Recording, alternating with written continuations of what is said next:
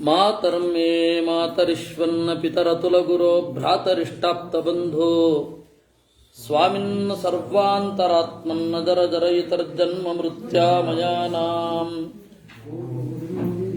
ಗೋವಿಂದೇ ದೇಹಿ ಭಕ್ತಿಂ ಭವತಿ ಚ ಭಗವನ್ನೂರ್ಜಿತಾಂ ನಿರ್ನಿಮಿತ್ತಾಂ ನಿರ್ವ್ಯಾಜಾಂ ನಿಶ್ಚಲಾಂ ಸದ್ಗುಣಗಣ ಬೃಹತೀಂ ಶಾಶ್ವತೀಮಾಶು ದೇವ ನಾರಾಯಣಂ ನಮಸ್ಕೃತ್ಯ ನರಂ ಚೈವ ನರೋತ್ತಮಂ ದೇವೀಂ ಸರಸ್ವತೀಂ ವ್ಯಾಸಂ ತತೋ ಗ್ರಂಥಮುದೀರಯೇ ವಿಜಾನತಾಂ ಅವಿತ್ತಸ್ಯ ಮಧ್ವಸ್ಯ ಜಗತಿ ಗುರೋಃ ಪೂರ್ವಾಚಾರ್ಯಮಹಿಷ್ಠಾನಾಂ ಇಯಂ ಪ್ರಣತಿಮಾಲಿಕಾ.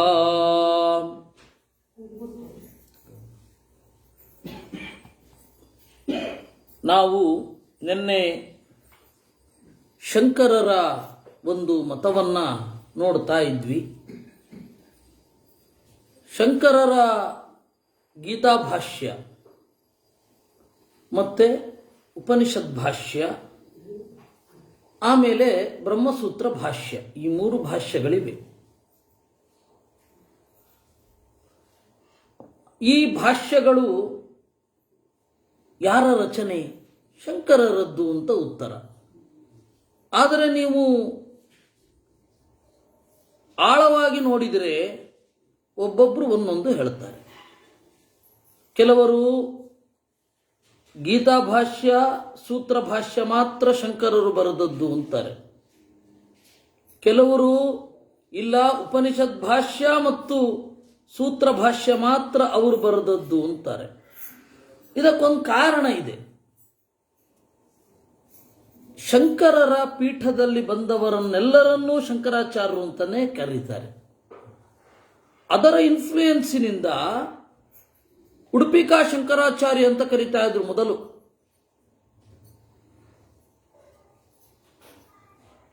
ಆಮೇಲೆ ಉಡುಪಿಕಾ ಮಧ್ವಾಚಾರ್ಯ ಅಂತ ಕರೀತಾ ಇದ್ದಾರೆ. ಈಗ ಇನ್ನು ಕೆಲವರು ಉಡುಪಿಕಾ ಮಾಧವಾಚಾರ್ಯ ಅಂತ ಕರೀತಾರೆ.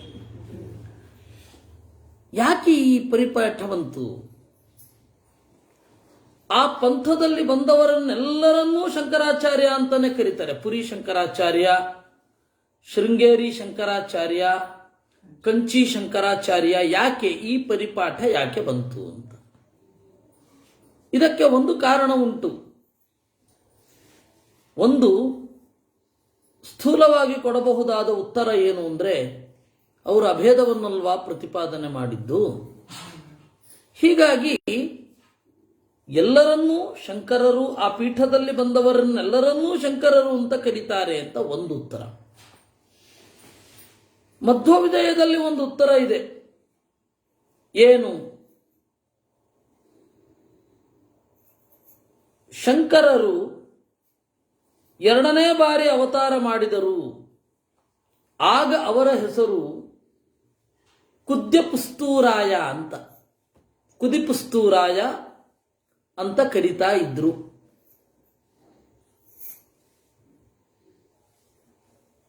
ಅಪ್ರಾಂಶುನೂತ್ನೋಪದಾಧಿವಾಸಜಃ ಅಂತಾರೆ. ಕುದ್ಯಪುಸ್ತೂರಾಯ ಅಂತ ಕರೀತಾ ಇದ್ರು ಅವ್ರನ್ನ. ಆಮೇಲೆ ಸ್ಯಾನಂದೂರ ಅಂತನೂ ಕರೀತಾ ಇದ್ರು ಅಂತ. ಅಂದ್ರೆ ಅವತ್ತಿನ ಕಾಲದಲ್ಲಿ ಶಂಕರರೇ ಇನ್ನೊಮ್ಮೆ ಬಂದ್ರು ಅನ್ನುವ ಒಂದು ನಂಬಿಕೆ ಇತ್ತು. ಅದರಿಂದಾಗಿ ಯಾವಾಗ ಶಂಕರರು ಮತ್ತೆ ಬರ್ತಾರೋ, ಹೀಗಾಗಿ ಎಲ್ಲರನ್ನು ಶಂಕರಾಚಾರ್ಯರು ಅಂತ ಕರೀಲಿಕ್ಕೆ ಶುರು ಮಾಡಿದ್ರು. ಅದರಿಂದ ಅವರ ಕೃತಿಗಳು ಎಷ್ಟು ಅಂತ ಹೇಳಿ ಇನ್ನೂ ತೀರ್ಮಾನ ಆಗಿಲ್ಲ, ಗೊಂದಲ ಇದೆ. ಎಲ್ಲವನ್ನೂ ಅವರೇ ಬರೆದದ್ದ ಇವತ್ತು ಇರುವುದನ್ನ ಗೊತ್ತಿಲ್ಲ ನಮಗೆ. ಯಾಕೆಂದ್ರೆ ಶಂಕರರ ಹೆಸರಿನಲ್ಲಿ ಎಷ್ಟು ಗ್ರಂಥಗಳಿವೆ, ಅದೆಲ್ಲವನ್ನು ಅವರೇ ಬರೆದದ್ದ? ನಮಗೆ ಖಚಿತವಾದ ಉತ್ತರ ಸಿಗೋದಿಲ್ಲ.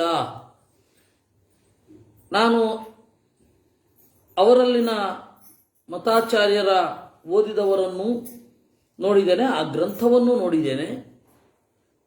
ಅದರ ಬಲದಿಂದ ನಾನು ಹೇಳ್ತಾ ಇದ್ದೇನೆ. ಇಲ್ಲಿ ಹೇಳ್ತಾ ಇರುವ ಯಾವುದೂ ಕೂಡ ನಾನು ಎರವಲು ತಂದದ್ದಲ್ಲ, ಸೆಕೆಂಡರಿ ಸೋರ್ಸ್ ಅಲ್ಲ, ಪ್ರೈಮರಿ ಸೋರ್ಸಿನಿಂದಲೇ ನಾನು ಹೇಳ್ತಾ ಇರೋದು. ಎರಡು ಕೃತಿಗಳು ಅವ್ರದಾ ಅಂತ ಡೌಟ್ ಬಂದರೆ ಇಲ್ಲ ಅಂತ. ಯಾಕೆಂದ್ರೆ ಒಂದಕ್ಕೊಂದಕ್ಕೆ ವಿರುದ್ಧವಾಗಿ ಇದೆ. ಒಂದು ಕಡೆ ಹೇಳಿದ್ದನ್ನು ಇನ್ನೊಂದು ಕಡೆ ಹೇಳೋಲ್ಲ, ನಿರಾಕರಣೆ ಮಾಡ್ತಾರೆ, ಹೇಳೋದು ಮಾತ್ರ ಅಲ್ಲ. ಉದಾಹರಣೆಗೆ ಒಂದು ಮಾತು ಹೇಳ್ತೇನೆ. ಮಾಂಡೂಕೋಪನಿಷತ್ತು ಅಂತ ಹೇಳಿ ಒಂದು ಉಪನಿಷತ್ತು ಇದೆ. ಆ ಮಾಂಡೂಕೋಪನಿಷತ್ತಿಗೆ ಒಂದು ಶ್ಲೋಕಗಳಿದೆ. ತತ್ರೈತೆ ಶ್ಲೋಕಾ ಭವಂತಿ ಬಹಿಪ್ರಜ್ಞೋ ವಿಭುರ್ವಿಶ್ವೋ ಶಂತಪ್ರಜ್ಞಸ್ತು ತೈಜಸಃ ಘನಪ್ರಜ್ಞಸ್ತಥಾ ಪ್ರಾಜ್ಞಃ ಅಂತ ಕೆಲವೊಂದು ಶ್ಲೋಕಗಳಿವೆ. ಆ ಶ್ಲೋಕಗಳು ಯಾವುದು ಉಪನಿಷತ್ ಅಲ್ಲ ಅಂತ ಒಂದು ಶಂಕರರದ್ದು ಅಂತ ಹೇಳಲಾಗುವ ಭಾಷ್ಯದಲ್ಲಿ ಇದೆ. ಮತ್ಯಾವುದದು? ಗೌಡಪಾದರ ಕಾರಿಕೆಗಳು, ಅಂದರೆ ಗೌಡಪಾದರು ರಚನೆ ಮಾಡಿದ ಶ್ಲೋಕಗಳು ಅಂತ ಇಟ್ಕೊಳ್ಳಿ ನೀವು.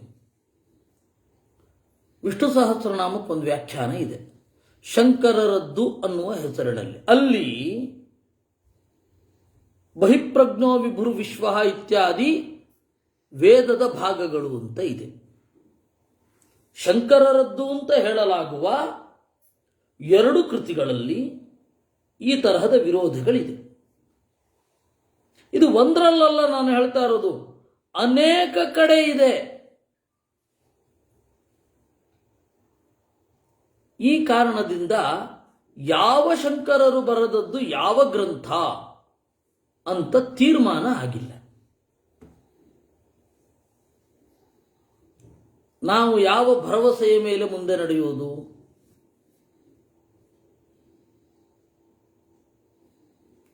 ಇದು ಇರುವಂತಹ ವಿಚಾರ. ಹೀಗಾಗಿ ಶಂಕರರ ವ್ಯಾಖ್ಯಾನವನ್ನ ನೆಮ್ಮದಿಯಿಂದ ಓದಲಿಕ್ಕಾಗಲ್ಲ. ಪರಸ್ಪರ ವಿರೋಧಗಳಿದೆ. ಯಾರ್ಯಾರು ರಚನೆ ಮಾಡಿದ್ದು ಅನ್ನೋದು ಗೊತ್ತಿಲ್ಲ. ಇವೆಲ್ಲ ಇರುವಂತಹ ಸಮಸ್ಯೆ. ಆ ಕಾರಣದಿಂದ ನಾವು ಶಂಕರರ ಎಲ್ಲ ಗ್ರಂಥಗಳನ್ನು ಒಂದು ತಕ್ಕಡಿಯಲ್ಲಿಟ್ಟು ಇದಮಿತ್ತಂ ಅಂತ ನಿರ್ಣಯ ಮಾಡಲಿಕ್ಕಾಗಲ್ಲ. ಇದು ಎಲ್ಲರಿಗೂ ಬಂದಿರುವ ಸಮಸ್ಯೆ, ನನಗೊಬ್ಬನಿಗಲ್ಲ. ಕಡೆಗೆ ಉರ್ಕುಹಾರ್ಟ್ ಅಂತ ಹೇಳಿ ಒಬ್ಬ ಪಾಶ್ಚಾತ್ಯ ವಿದ್ವಾಂಸ, ಅವನು ಕೂಡ ನಿರಾಶೆಯಿಂದ ಕೈ ಚೆಲ್ಲುತ್ತಾನೆ. ಇವತ್ತು ಅವನ ಬರಹಗಳನ್ನು ನೀವು ಇಂಟರ್ನೆಟ್ಟಲ್ಲಿ ನೋಡದೆ ಸಿಗದೇ ಇರಬಹುದು, ಆದರೆ ಸತ್ಯಧ್ಯಾನರ ಹತ್ತಿರ ಒಬ್ಬರು ಅಭ್ಯಾಸ ಮಾಡಿದ್ರು. ಅವರು ಸಂಕೇತಿ ಸುಬ್ರಾಯರು ಅಂತ. ಅವರು ಉರ್ಕುಹಾರ್ಟನ ಮಾತು, ಅವರು ಮೈಸೂರವರೇ, ಉರ್ಕುಹಾರ್ಟನ ಮಾತುಗಳನ್ನು ಬಹಳ ಉಲ್ಲೇಖಿಸ್ತಾರೆ. ಹೀಗಾಗಿ ಅವನು ಕೂಡ ಅದೇ ರೀತಿ ನಿರಾಶೆಯಿಂದ ಕೈ ಚೆಲ್ತಾನೆ. ಯಾರ್ದು ಯಾಗೆ ಹೇಗಿದೆ ಅನ್ನೋದೇ ನನಗೆ ಗೊತ್ತಾಗಿಲ್ಲ ಅಂತ ಹೇಳ್ತಾನೆ. ಇನ್ನು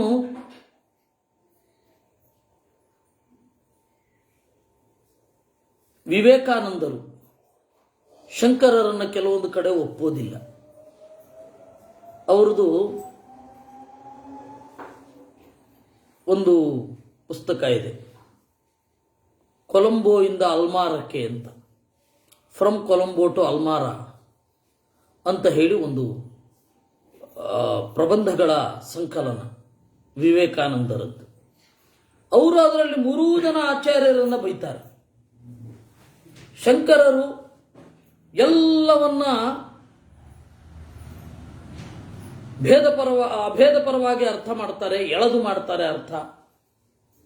ರಾಮಾನುಜಾಚಾರ್ಯರು ಎಲ್ಲವನ್ನು ಭೇದಾಭೇದ ಪರವಾಗಿ ಅರ್ಥ ಮಾಡ್ತಾರೆ. ಮಧ್ವಾಚಾರ್ಯರು ಎಲ್ಲವನ್ನ ಭೇದ ಪರವಾಗಿ ಅರ್ಥ ಮಾಡ್ತಾರೆ. ಹೀಗಾಗಿ ಯಾವ ಮತಾಚಾರ್ಯರನ್ನು ನಾನು ನಂಬಲ್ಲ ಅಂತ ಬರೀತಾರೆ. ನಮಗೆಲ್ಲ ಇವತ್ತು ಇಂಪ್ರೆಷನ್ ಏನಿದೆ, ವಿವೇಕಾನಂದರು ಶಂಕರರನ್ನ ಒಪ್ತಾರೆ ಅಂತ. ವಾಸ್ತವವಾಗಿ ಇಲ್ಲ.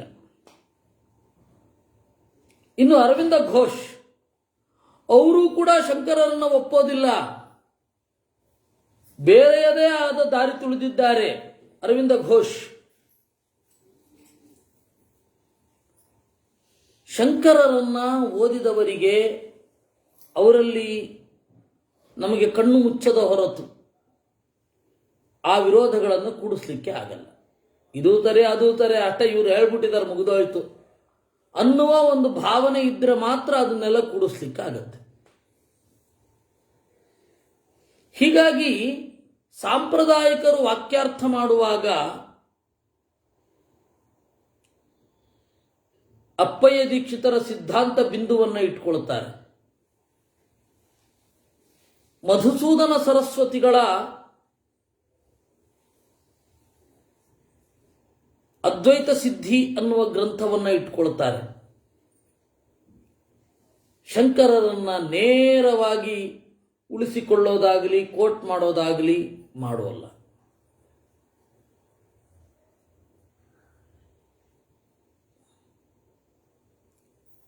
ಈ ಹಿನ್ನೆಲೆಯಲ್ಲಿ ನಾವು ಶಂಕರರನ್ನ ಸಮಗ್ರವಾಗಿ ಗ್ರಹಿಸಲಿಕ್ಕೆ ಕಷ್ಟ.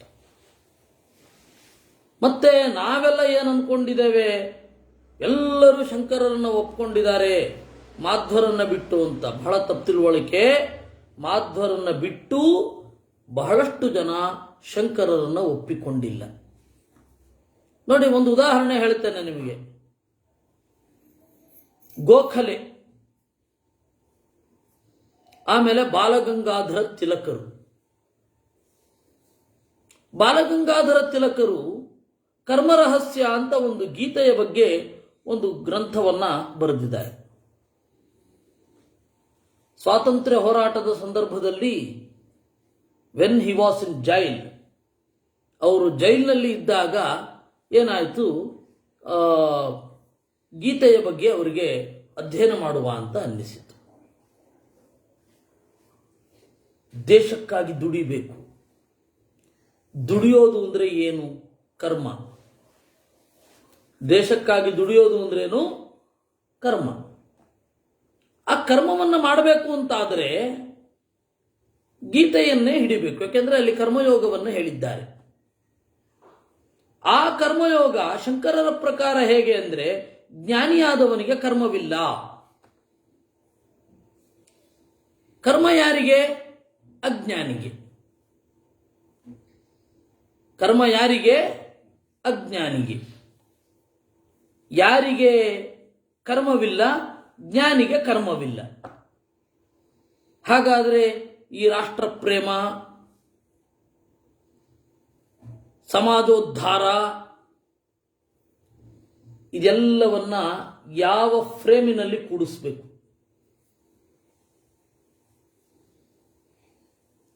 ಜ್ಞಾನಿಗೆ ಕರ್ಮ ಇಲ್ಲ, ಅಜ್ಞಾನಿಗೆ ಕರ್ಮ ಹೇಗೆ ಮಾಡಬೇಕು ಅಂತ ಗೊತ್ತಿಲ್ಲ. ಹಾಗಾದ್ರೆ ಕರ್ಮದ ಸಾರ್ಥಕ್ಯ ಏನು? What kind of on action is fruitful? ಯಾವ ಕರ್ಮ ಫಲವನ್ನು ಕೊಡುತ್ತೆ? ಅದೇ ಪ್ರಾಬ್ಲಮ್ ಇದೆ. ನಾವು ಕನ್ನಡದಲ್ಲಿ ಹೇಳ್ತೇವಲ್ಲ, ಹಲ್ಲಿದ್ದವನಿಗೆ ಕಡಲೆ ಇಲ್ಲ, ಕಡಲೆ ಇದ್ದವನಿಗೆ ಹಲ್ಲಿಲ್ಲ. ಕರ್ಮ ಹೇಗೆ ಮಾಡಬೇಕು ಅಂತ ಗೊತ್ತಿರುವವನಿಗೆ, ಜ್ಞಾನಿಯಾದ ಅವನಿಗೆ ಕರ್ಮ ಇಲ್ಲ, ಅಂದ್ರೆ ಜ್ಞಾನಿಗೆ ಕರ್ಮ ಇಲ್ಲ. ಕರ್ಮ ಹೇಗೆ ಮಾಡಬೇಕು ಅಂತ ಗೊತ್ತಿಲ್ಲ ಅಜ್ಞಾನಿ, ಅವನು ಕರ್ಮ ಇದೆ, ಏನು ಪ್ರಯೋಜನ? ಇದು ಒಂದು. ಇನ್ನು ನೀವು ಇದ್ರ ಕಡೆಗೆ ಬರಬೇಕು. ನೀವು ಡಿ ವಿ ಜಿ ನಿಮಗೆಲ್ಲರಿಗೂ ಗೊತ್ತಿದೆ, ಕನ್ನಡ ನಾಡಿನ ಪೂರ್ವಸೂರಿಗಳಲ್ಲಿ ಒಬ್ಬರು. ದೇವನಹಳ್ಳಿಯ ವೆಂಕಟಪ್ಪನ ಮಗ ಗುಂಡಪ್ಪ, DVG.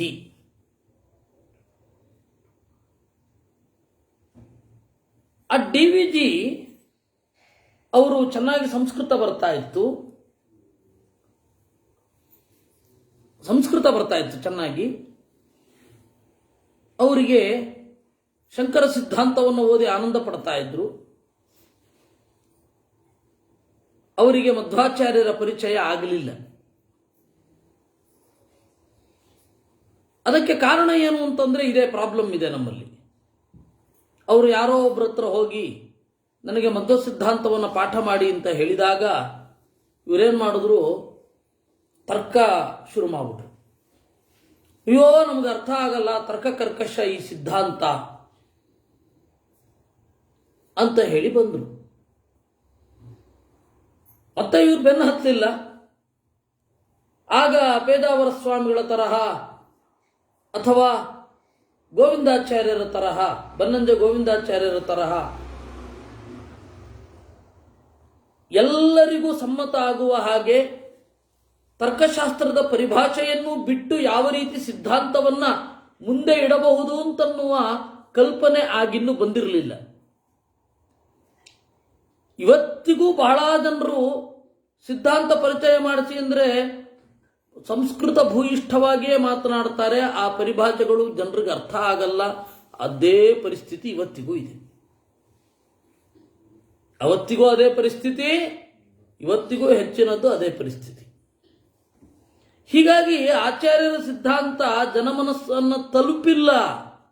ಯಾಕೆ ಅಂದರೆ ಇವರು ಆ ಹೊಸ ಪರಿಭಾಷೆಗಳನ್ನು ಅರ್ಥ ಮಾಡಿಕೊಂಡು, ಯಾಕಂದ್ರೆ ವ್ಯಾಸತೀರ್ಥರು ಮತ್ತೆ ಜಯತೀರ್ಥರು ಮಾಡಿದ್ದು ಅದೇ. ಅವರ ಕಾಲದ ಪ್ರಶ್ನೆಗಳನ್ನು ತೆಗೆದುಕೊಂಡು ಉತ್ತರ ಕೊಟ್ಟರು. ಜಯತೀರ್ಥರು ಮಾಡಿದ್ದೇನು, ಅವರ ಕಾಲದಲ್ಲಿ ಏನು ಮಧ್ವ ಸಿದ್ಧಾಂತದ ಮೇಲೆ ಪ್ರಶ್ನೆಗಳು ಬಂದಿತ್ತು ಅದನ್ನು ತಗೊಂಡು ಉತ್ತರ ಕೊಟ್ಟರು. ವ್ಯಾಸತೀರ್ಥರೇನು ಮಾಡಿದ್ರು, ಅವ್ರ ಕಾಲದಲ್ಲಿ ಬಂದದ್ದನ್ನು ತಗೊಂಡು ಉತ್ತರ ಕೊಟ್ಟರು. ರಾಘವೇಂದ್ರ ಸ್ವಾಮಿಗಳು ಮಾಡಿದ್ದೇನು, ಅವ್ರ ಕಾಲದಲ್ಲಿ ಏನು ಪ್ರಶ್ನೆ ಬಂದಿತ್ತು ಅದನ್ನು ತಗೊಂಡು ಉತ್ತರ ಕೊಟ್ಟರು. ಅವಾಗ ಸಂಸ್ಕೃತ ಇತ್ತು, ಎಲ್ಲರೂ ಒಪ್ತಾ ಇದ್ರು. ಇವತ್ತು ಭಾಷೆ ಬದಲಾಗಿದೆ, ಆದರೆ ಇವರು ಬದಲಾಗಿಲ್ಲ. ನಾವು ಈ ಭಾಷೆಯಲ್ಲಿ ಆ ಭಾಷೆಯಲ್ಲಿ ಕೊಡಬಾರದು ಅಂತಲ್ಲ ನಾ ಹೇಳ್ತಾ ಇರೋದು, ಓದಬಾರದು ಅಂತಲ್ಲ ನಾ ಹೇಳ್ತಾ ಇರೋದು. ಈ ಭಾಷೆಯಲ್ಲಿಯೂ ನಾವು ಕೊಡಬೇಕಿತ್ತು. ಅವರ ದಾರಿಯಲ್ಲಿ ನಾವು ಸಾಗಬೇಕಿತ್ತು. ವ್ಯಾಸತೀರ್ಥರ ದಾರಿ ಏನು, ರಾಘವೇಂದ್ರ ಸ್ವಾಮಿಗಳ ದಾರಿ ಏನು? ಅವರು ಅವರ ಕಾಲದ ಪ್ರಶ್ನೆಗಳನ್ನು ತಗೊಂಡು ಉತ್ತರ ಕೊಟ್ಟರು.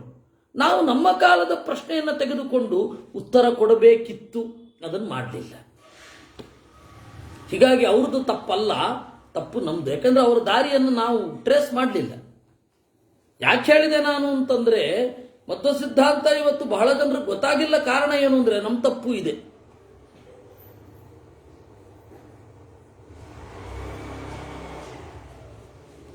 DVG ಶಂಕರ ಸಿದ್ಧಾಂತವನ್ನೇ ಓದಿದವರು, ಅಲ್ಲಿ ಬಂತು. ಆದರೆ ಶಂಕರ ಸಿದ್ಧಾಂತವನ್ನ ಓದಿದಾಗ ಅವ್ರಿಗೊಂದು ಕಷ್ಟ ಆಯಿತು. ಅವರು ಬೇಸಿಕಲಿ ಅವರು ಒಬ್ಬ ಕವಿ ಜಗತ್ತಿನ ಸೌಂದರ್ಯವನ್ನೇ ವರ್ಣನೆ ಮಾಡೋದು. ಹೌದಾ? ಕವಿ ಜಗತ್ತಿನ ಸೌಂದರ್ಯವನ್ನೇ ವರ್ಣನೆ ಮಾಡೋದು. ಜಗತ್ತೇ ಮಿಥ್ಯಾ ಅಂತ ಹೇಳಿದ್ರೆ ಅವ್ರಿಗಲ್ಲಿ ಪೆಟ್ಟು ಬಿತ್ತು. ಅದಕ್ಕೆ DVG ಹೇಳಿದ್ರು, ನಾನು ಈ ಪೋರ್ಷನ್ ಅನ್ನು ಒಪ್ಪಲ್ಲ, ಜಗತ್ತನ್ನ ಸತ್ಯ ಅಂತ ಒಪ್ಪುತ್ತೇನೆ, ಜಗತ್ತನ್ನ ಮಿಥ್ಯಾ ಅಂತ ನಾನು ಒಪ್ಪಲ್ಲ ಅಂದ್ರು DVG. DVG ಯಾರು? ಸಾಂಪ್ರದಾಯಿಕವಾಗಿ ಶಂಕರರನ್ನು ಒಪ್ಪಿದ ಮನೆತನದಲ್ಲಿ ಬಂದವರು. ಇನ್ನು ಸ್ವಲ್ಪ ಹಿಂದೆ ಹೋಗೋಣ. ನೀವು ಇವತ್ತು ಇಂಟರ್ನೆಟ್ ಅಲ್ಲಿ ತೆಗೆದು ನೋಡಿದರೆ ಇಂಗ್ಲಿಷಿನಲ್ಲಿ ಇರುವ ಒಂದು ಲೇಖನ ಇದೆ, ನೀವು ನೋಡಬಹುದು. ಟ್ಯಾಗೋರ್ ಮತ್ತೆ ಐನ್ಸ್ಟೈನ್. ಅದರಲ್ಲಿ ಟ್ಯಾಗೋರರು ಶಂಕರ ಸಿದ್ಧಾಂತವನ್ನ ಒಪ್ಪುವವರು. ಐನ್ಸ್ಟೈನ್ ಜೊತೆಗೆ ಜಗನ್ಮಿಥ್ಯಾತ್ವದ ಬಗ್ಗೆ ಚರ್ಚೆ ಆಗುತ್ತೆ. ದೃಷ್ಟಿ ಸೃಷ್ಟಿವಾದವನ್ನ ಅವರು ಪ್ರಿಫರ್ ಮಾಡ್ತಾರೆ. ಅವರು ಐನ್ಸ್ಟೈನ್ಗೆ ಅರ್ಥವೇ ಆಗಲ್ಲ, ಏನು ಹೇಳ್ತಾ ಇದ್ದೀರಾ ನೀವು ಅಂತ ಕೇಳ್ತಾರೆ. ಜಗತ್ತಿನ ಸತ್ಯತ್ವವನ್ನು ನೀವು ಒಪ್ಲಿಕ್ಕಾಗಲ್ವ ನಿಮಗೆ? ಜಗತ್ತನ್ನ ಮಿಥ್ಯಾ ಅಂತ ಯಾವ ನೆಲೆಯಲ್ಲಿ ಹೇಳ್ತೀರಾ? ಇಲ್ಲ, ವೈರಾಗ್ಯಕ್ಕಾಗಿ ಹೇಳ್ತೇವೆ. ಜಗತ್ತು ಸತ್ಯ ಅಂತ ಹೇಳಿದ್ರು ವೈರಾಗ್ಯ ಬರಬಹುದಲ್ಲ, ಅಲ್ಪಕಾಲೀನ ಅಂತಂದ್ರೆ. ಜಗತ್ತನ್ನ ಮಿಥ್ಯಾ ಅಂತ ಹೇಳಲಿಕ್ಕೆ ಜಗತ್ತಿನಲ್ಲಿ ನಿನಗೆ ವೈರಾಗ್ಯ ಬರಬೇಕು ಅನ್ನುವ ಕಾರಣಕ್ಕೆ ಮಿಥ್ಯಾ ಅಂದ್ಬಿಡೋದೇನು? ಅಲ್ಪಕಾಲೀನ ಅಂತ ಹೇಳಿದ್ರು ವೈರಾಗ್ಯ ಬರುತ್ತೆ. ಈಗ ಎದುರುಗಡೆ ಒಂದು ಪದಾರ್ಥ ಇದೆ, ಅದು ನೋಡ್ಲಿಕ್ಕೆ ರುಚಿಕಟ್ಟಾಗಿದೆ, ಅದು ತಿಂದ್ರೆ ಆರೋಗ್ಯ ಕೆಡತ್ತೆ. ಅದನ್ನು ಇಲ್ಲ ಅನ್ಬೇಕಾ? ಅದು ಇದೆ ಆದ್ರೆ ಅದು ಆರೋಗ್ಯ ಕೆಡಿಸತ್ತೆ ಅನ್ಬೇಕಾ? ಈ ಪರಿಭಾಷೆಯನ್ನು ನಾವು ಬಳಸಬೇಕು. ಅದರಿಂದಾಗಿ ಅವರು ಹೇಳ್ತಾರೆ, ನಾನು ನಿಮಗಿಂತ ಧಾರ್ಮಿಕ, ನಿಮ್ಮನ್ನ ಧಾರ್ಮಿಕ ಅಂತ ಅಂದುಕೊಂಡದ್ದು ಬಹಳ ನನಗೆ ಶಾಕಿಂಗ್, ಇದು ನನ್ನ ಭ್ರಮೆ, ನೀವು ಧಾರ್ಮಿಕರಲ್ಲ ನಾನು ಅಂತ ಹೇಳ್ತಾರೆ.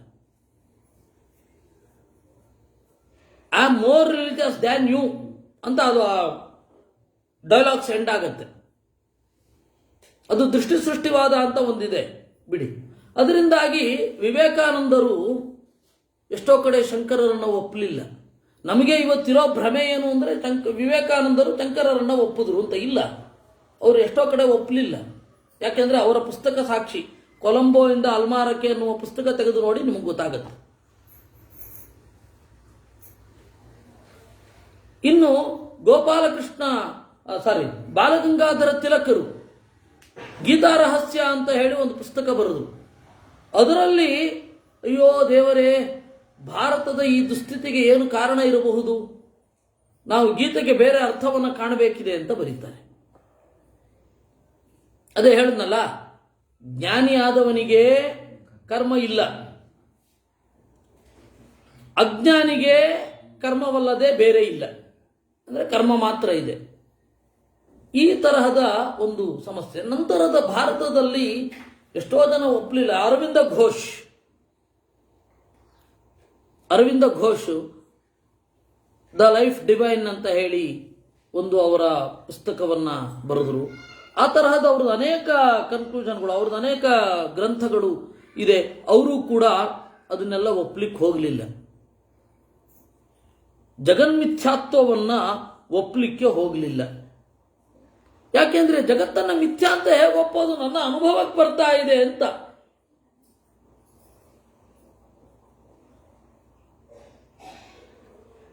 ಹಾಗಾದ್ರೆ ಜಗತ್ತು ಮಿಥ್ಯಾ ಅಂತನ್ನುವ ಅನಿವಾರ್ಯ ಯಾಕೆ ಬಂತು? ಜಗನ್ಮಿಥ್ಯಾ ಅನುಭವ ವಿರುದ್ಧ ಆದರೆ ಜಗನ್ಮಿಥ್ಯಾ ಅಂತ ಹೇಳುವ ಅನಿವಾರ್ಯ ಯಾಕೆ ಬಂತು ಅವರಿಗೆ? ಅದಕ್ಕೂ ಒಂದು ಕಾರಣ ಇದೆ ನೋಡಿ. ವೇದ ಇದೆ, ತತ್ವಮಸಿ ಅಂತ ಇದೆ. ಮೇಲು ನೋಟಕ್ಕೆ ಏನರ್ಥ? ತತ್ ಅದು, ತ್ವಂ ನೀನು, ಅಸಿ ಇದ್ದೀಯಾ. ಅವರೇನ್ ಮಾಡಿದ್ರು, ಶಂಕರರು ಹೇಳಿದ್ರು, ತತ್ ಅಂದ್ರೆ ಅದು, ಅದು ಅಂದ್ರೆ ಸರ್ವಶಕ್ತವಾದ, ಸರ್ವವನ್ನೂ ಬಲ್ಲ ತತ್ವ ತತ್. ತ್ವಂ ಅಂದ್ರೆ ನೀನು, ನೀನು ಅಂದ್ರೆ ಜೀವ, ಅಲ್ಪಜ್ಞ ಅಲ್ಪಶಕ್ತ. ಈ ಜೀವ ಮತ್ತು ಪರಮಾತ್ಮ ಎರಡು ಒಂದಾಗಲಿಕ್ಕೆ ಆಗುವಲ್ಲ. ಯಾಕೆಂದ್ರೆ ವಿಭಿನ್ನವಾದ ಗುಣಗಳಿದೆ. ಎಲ್ಲಿ ವಿಭಿನ್ನವಾದ ಗುಣಗಳಿದೆಯೋ ಅಲ್ಲಿ ಐಕ್ಯವನ್ನು ಒಪ್ಪಲಾಗುವುದಿಲ್ಲ. ನಾನು ನೀನು ಒಂದಲ್ಲ. ಯಾಕೆ ಅಂದ್ರೆ ಅಭಿರುಚಿ ಬೇರೆ,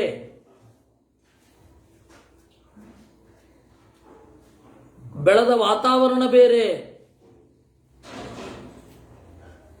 ಆಕೃತಿ ಬೇರೆ, ಇಚ್ಛೆಗಳು ಬೇರೆ, ಎಲ್ಲ ಬೇರೆ.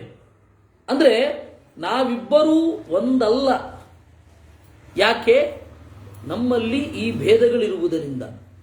ಇಬ್ಬರು ಒಂದಾಗಬೇಕಾದ್ರೆ ಏನಾಗಬೇಕು? ಈ ಭೇದ ಇಲ್ಲ ಆಗ್ಬಿಡ್ಬೇಕು.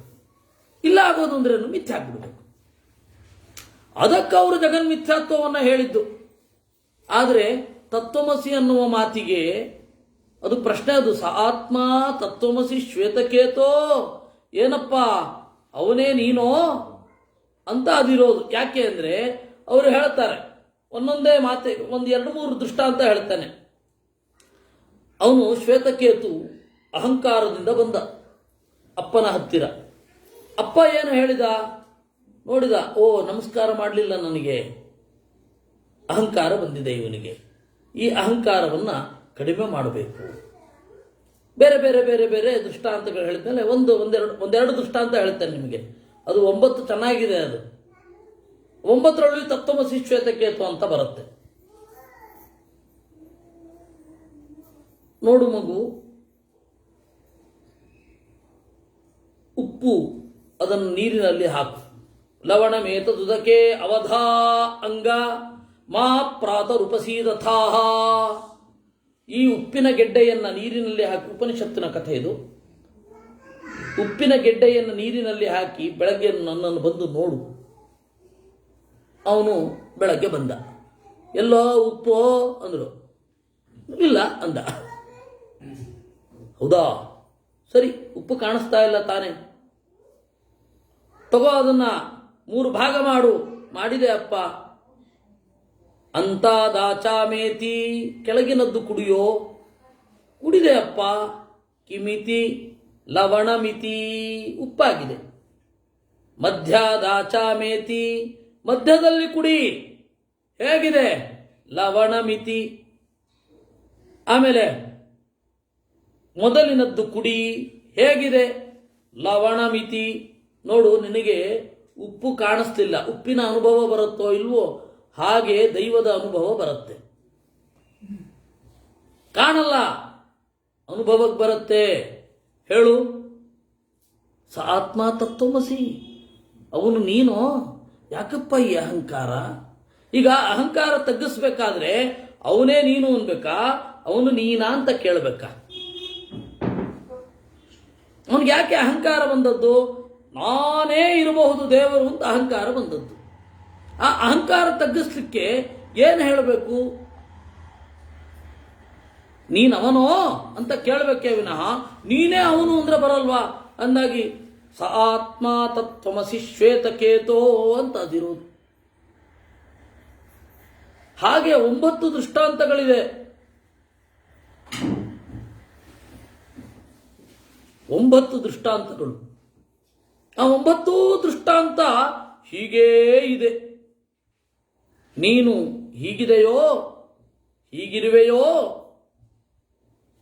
ಇಷ್ಟಾದರೂ ನಿನ್ನನ್ನು ನೀನು ಬ್ರಹ್ಮ ಅಂತ ಅಂದುಕೋತೀಯೋ, ವಿನಯ ಬರುತ್ತೋ ನಿನಗೆ ಅಂತ ಪ್ರಶ್ನೆ ಅದು. ಅವಾಗ ಈ ಮಾಡೋ ಅಗತ್ಯವೇ ಇಲ್ಲ.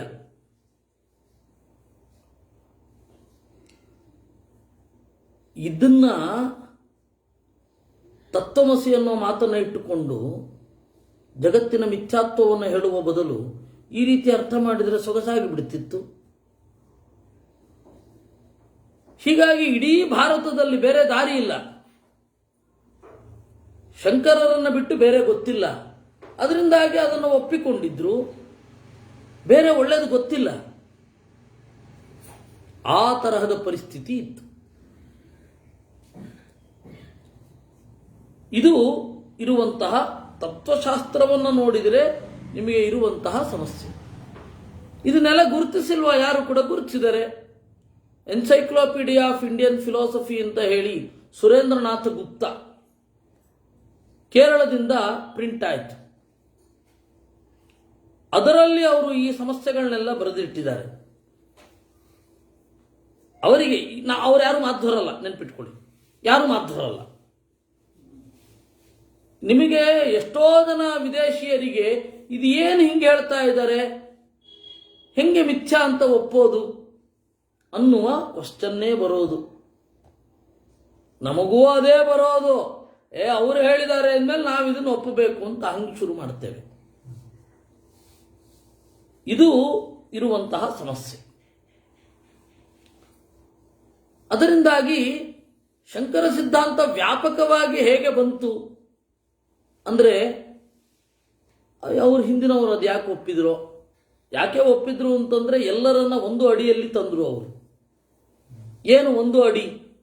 ನಿಮ್ಮೆಲ್ಲರನ್ನು ನಾವು ವೇದಾಂತಿಗಳು ಅಂತ ಹೇಳ್ತೇವೆ. ವೇದವನ್ನು ಒಪ್ಪದವರು, ವೇದವನ್ನು ಒಪ್ಪಿದವರು ಎಲ್ಲರಿಗೂ ಒಂದು ಲೈಸೆನ್ಸ್ ಕೊಡ್ತೇವೆ, ನೀವು ವೈದಿಕರು ಅಂತ. ಒಗ್ಗೂಡಿಸೋದು ಅಂದ್ರೆ ಹೀಗೂ ಒಗ್ಗೂಡಿಸಬಹುದಾ ಅಂತ ಒಂದು ಪ್ರಶ್ನೆ ಬರುತ್ತೆ, ಬಂದಿದೆ ಅಷ್ಟೆ. ಅಘೋರಿಗಳು, ಶಾಕ್ತರು, ಸ್ಕಾಂದರು, ಶೈವರು, ಪಾಶುಪತರು, ಸೌರರು, ಗಾಣಪತ್ಯರು, ಎಲ್ಲರಿಗೂ ನೀವು ವೇದಾಂತವನ್ನು ಒಪ್ಪಿದ್ದೀರಾ, ವೇದಾಂತಿಗಳು ಅಂತ ನಿಮಗೊಂದು ಲೈಸೆನ್ಸ್ ಕೊಡ್ತೇನೆ, ನಮ್ಮನ್ನು ಬಂದು ಸೇರಿಕೊಳ್ಳಿ. ನಮ್ಮಲ್ಲಿ ಎಷ್ಟೇ ಭೇದಗಳಿದ್ರೂ ಪರವಾಗಿಲ್ಲ. ಹೀಗಾಗಿ ಸಂಖ್ಯೆ ಜಾಸ್ತಿ ಆಯಿತು. ತತ್ವ ತಿಳ್ಕೊಂಡಿದಾರಾ ಅಂದರೆ ಇಲ್ಲ. ಇವತ್ತು ಆವರೇಜ್ ಕ್ರಿಶ್ಚಿಯನ್ ಅನ್ನು ಹೋಗಿ ಕೇಳಿ, ಏನಪ್ಪ ನೀನು ಬೈಬಲ್ನಲ್ಲಿ ಓದಿದಾಗ ಬರುವ ಪ್ರಶ್ನೆಗಳಿಗೆಲ್ಲ ನೀನು ಉತ್ತರ ಕೊಡ್ತೀಯ ಅಂತ ಅವನು ತಬ್ಬಿಬ್ಬಾಗ್ತಾನೊಮ್ಮೆ. ಕನ್ವರ್ಟ್ ಮಾಡುವ ಮೆಂಟಾಲಿಟಿ ಅವ್ರಿಗಿರತ್ತಲ್ಲ, ಅವ್ರಿಗೆ ಹೋಗಿ ಕೇಳಿ. ಒಂದ್ಸರ್ತಿ ಇಲ್ಲಿ ಹೆಣ್ಣೂರು ಕ್ರಾಸ್ ಅಂತ ಇತ್ತು, ಅಲ್ಲಿ ಒಂದು ಅದಮಾರ್ ಮಠ ಇತ್ತು. ಈಗ ಅದು ನೀರು ಇಲ್ಲ ಅಂತ ಹೇಳಿ ಅದನ್ನು ಮಾರಿಬಿಟ್ರು. ಅಲ್ಲಿ ಈ ದೊಡ್ಡ ಅದಮಾರ ಸ್ವಾಮಿ ಅಂದರೆ ವಿಬುಧೇಶರು ಓಡಾಡ್ತಾ ಇದ್ರು. ಅವರು ಒಂಟಿಯಾಗಿ ಓಡಾಡ್ತಾ ಇದ್ರು. ಅದು ಬೆಳಗ್ಗೆ ವಾಕಿಂಗ್, ಉಪನಿಷತ್ ಹೇಳ್ಕೊಂಡು ವಾಕಿಂಗ್ ಮಾಡ್ತಾ ಇರೋರು. ಒಬ್ಬ ಬಂದ, ಅಲ್ಲಿ ಪಕ್ಕದಲ್ಲಿ ಪಾದ್ರಿಗಳ ಕಾಲೇಜ್ ಇದೆ, ಅದಮಾರ ಮಠದ ಅವಾಗಿತ್ತು. ಈಗ ಪಾದ್ರಿಗಳ ಕಾಲೇಜ್ ಇದೆ, ಅದು ಅದಮಾರ ಮಠ ಅಲ್ಲ ಅಷ್ಟೇ. ಪಾದ್ರಿ ಓಡಾಡ್ತಾ ಇದ್ದ, ಅವನು ಓದ್ತಾ ಇರೋನು. ಹೊಸ ಉತ್ಸಾಹ ಬಂದ. ಅಜ್ಜ, ನೀವು ಯಾಕೆ ನಮ್ಮ ಮತಕ್ಕೆ ಕನ್ವರ್ಟ್ ಆಗಬಾರದು ಅಂತ ಕೇಳ್ದ. ಅವನಿಗೆ ಇದೆಲ್ಲ ಗೊತ್ತಿಲ್ಲ, ಯಾವುದೋ ಒಬ್ಬ ಅಜ್ಜ ಅಂತ ಅಂದ್ಕೊಂಡಿದ್ದಾನೆ. ಇವರು ಒಂದು ಕಾವಿ ಶಾಟಿ ಉಟ್ಕೊಂಡು ಅವ್ರ ತೋಟದಲ್ಲಿ ಉಪನಿಷತ್ ಹೇಳ್ಕೊಂಡು ಓಡಾಡ್ತಾ ಇದ್ರು. ಅಜ್ಜ, ನೀವು ಯಾಕೆ ಕ್ರಿಶ್ಚಿಯನ್ ಆಗಿ ಕನ್ವರ್ಟ್ ಆಗಬಾರದು? ಕನ್ವರ್ಟ್ ಆಗ್ತೇನೆ, ತೊಂದರೆ ಇಲ್ಲ, ಆದರೆ ಒಂದು ಪ್ರಶ್ನೆಗೆ ಉತ್ತರ ಕೊಡು. ಏನು? ಜೀಸಸ್ ಕ್ರೈಸ್ಟ್ ಬರುವ ಮುನ್ನ ಯಾರು ಕೂಡ ಸ್ವರ್ಗಕ್ಕೆ ಹೋಗಲಿಲ್ವಾ? ಹೋಗಿದ್ದಾರೆ ಅಜ್ಜ. ಅವ್ರ ಹಾದಿಯಲ್ಲಿ ನಾವಿದ್ದೇವೆ, ನೀನೇ ಬೇಕಾದ್ರೆ ಕನ್ವರ್ಟ್ ಆಗ.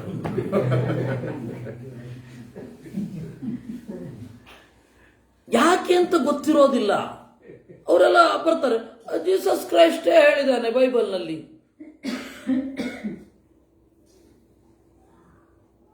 Do not drag to me. ಯಾರನ್ನೂ ಕೂಡ ಸೆಳೆಯದಿರಿ ನನ್ನ ಕಡೆಗೆ ಅಂತ ಹೇಳಿದಾನೆ ಅವನು. ಯಾರನ್ನೂ ಬಲವಂತವಾಗಿ ಎಳ್ಕೊಂಡ್ಬರಬೇಡಿ ಅಂತ ಮಾಡ್ತಾ ಇರೋದೇನು ಇವರು? ಅದನ್ನೇ ಓಲ್ಡ್ ಟೆಸ್ಟಮೆಂಟು ಮತ್ತು ನ್ಯೂ ಟೆಸ್ಟಮೆಂಟು ಎರಡನ್ನೂ ಓದಿ ಅಲ್ಲಿ ಬರುವ ವಿರೋಧಗಳಿಗೆ ಒಂದು ಪರಿಹಾರ ಮಾಡಲಿ ನೋಡುವ. ಅವರು ಕಡಿಮೆನೆ. ಹಾಗೆ ಬೌದ್ಧಿಕವಾಗಿ ಯೋಚನೆ ಮಾಡುವವರು ಎಲ್ಲ ಕಡೆ ಕಡಿಮೆನೆ. ಅವ್ರು ಹೇಳಿದ್ರು, ಇವ್ರು ಹೇಳಿದ್ರು, ಆಯ್ತು ಇರೋಣ. ಹಾಗೇನೆ ಹೆಚ್ಚಿನ ಜನ ಇರೋದು. ಅದರಿಂದಾಗಿ ಇಷ್ಟು ಜನ ಇದಾರಲ್ಲ, ವಾಸ್ತವವಾಗಿ ಹೀಗೆ ನೋಡಿದ್ದಾರಾ? ಹೀಗೆ ಪ್ರಶ್ನೆ ಮಾಡಿಕೊಂಡಿದ್ದಾರಾ? ಇಲ್ಲ. ಇದು ಇರುವಂತಹ ಸಮಸ್ಯೆ. ಇರಲಿ, ಶಂಕರರಾದ ಮೇಲೆ ರಾಮಾನುಜರು ಬಂದರು. ಅವರು ಶಂಕರರನ್ನು ಒಪ್ಪಲೇ ಇಲ್ಲ. ಶಂಕರರನ್ನ ಒಪ್ಪಲೇ ಇಲ್ಲ. ಜಗತ್ತು ಸತ್ಯ ಅಂದ್ರು, ದೇವರು ಸತ್ಯ ಅಂದ್ರು. ಜಗತ್ತು ಸತ್ಯ, ದೇವರು ಸತ್ಯ. ದೇವರಿಗೆ ಗುಣಗಣಗಳಿದೆ ಎಂದ್ರು. ದೇವರು ಕರುಣಿ. ದೇವರು ತನ್ನ ಭಕ್ತರನ್ನು ಪ್ರೀತಿಸುತ್ತಾನೆ. ದೇವರು ಅವತಾರಗಳನ್ನು ತಾಳುತ್ತಾನೆ. ಯಾಕೆ? ಜನರ ಮೇಲೆ ಪ್ರೀತಿ ಇರುವುದರಿಂದ. ಆಯಿತು, ಜನರ ಮೇಲೆ ಪ್ರೀತಿ ಇರುವುದರಿಂದ. ಈ ಜಗತ್ತಿನ ಸ್ವರೂಪ ಏನು? ಅವರು ಹೇಳಿದ್ರು, ದೇವರೇ ಜಗತ್ತಾಗಿ ಬದಲಾಗ್ತಾನೆ ಎಂದರು. ಉಪಾದಾನ ಕಾರಣ ಆಗ್ತಾನೆ ಅಂತ. ವಿವರ್ತವಾದ ಅಂತ ಕರೀತಾರೆ ಇದನ್ನ ಸಂಸ್ಕೃತದಲ್ಲಿ. ದೇವರೇ ಜಗತ್ತಾಗಿ ಬದಲಾಗ್ತಾನೆ. ದೇವರ ಒಂದು ತುಂಡು ಜಗತ್ತಾಗತ್ತೆ. ಅಂದರೆ ದೇವರ ದೇಹ ಜಡ ಆಯಿತು. ಆ ಜಡವನ್ನ ಜೀವರು ಟೇಮ್ ಮಾಡ್ತಾರೆ, ಹೇಗೆ ಬೇಕೋ ಹಾಗೆ ಬಳಸ್ಕೋತಾರೆ.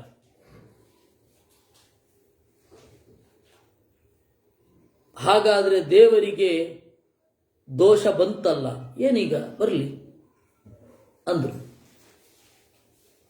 ಆಯ್ತು, ಆ ಪಾರ್ಟ್ ಬಿಡೋಣ. ದೇವರಿಗೆ ದೋಷ ಇದೆ ಅನ್ನುವ ಪಾರ್ಟನ್ನು ಬಿಡೋಣ. ದೇವರನ್ನ ತಲುಪಲಿಕ್ಕೆ ಇರುವ ದಾರಿ ಏನು? ಅವರು ಹೇಳಿದ್ರು, ನೋಡಪ್ಪ, ದೇವರನ್ನ ತಲುಪಲಿಕ್ಕೆ ಎರಡು ದಾರಿ ಇದೆ, ಭಕ್ತಿ ಮತ್ತು ಪ್ರಪತ್ತಿ. ಭಕ್ತಿ ಅಂದರೆ ದೇವರ ಪ್ರೀತಿ, ದೇವರನ್ನು ಪ್ರೀತಿಸುವುದು ಏನಿದೆ ಅದು ಭಕ್ತಿ. ಪ್ರಪತ್ತಿ ಅಂದರೆ ಶರಣಾಗತಿ. ಪ್ರಪತ್ತಿ ಅಂದರೆ ಶರಣಾಗತಿ. ಆ ಶರಣಾಗತಿ ಅಂದ್ರೆ ಏನು?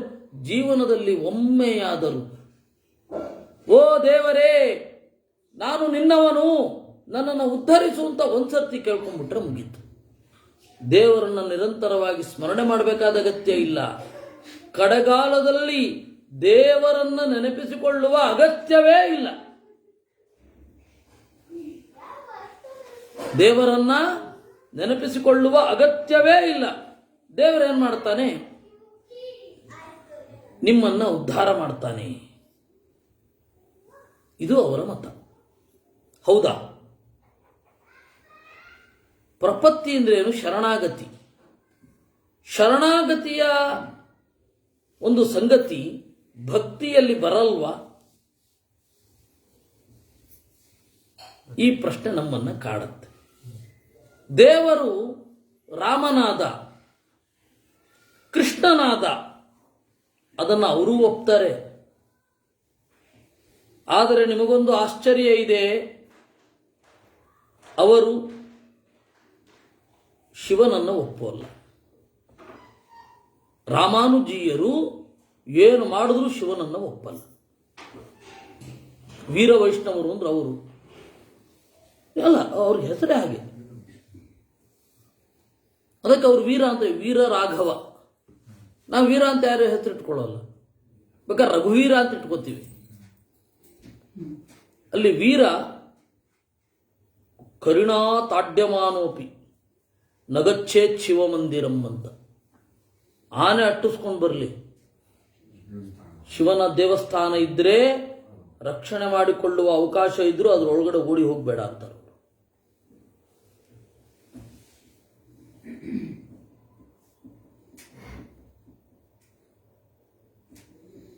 ಇದು ಅವರ ವೀರವೈಷ್ಣವತ್ವ.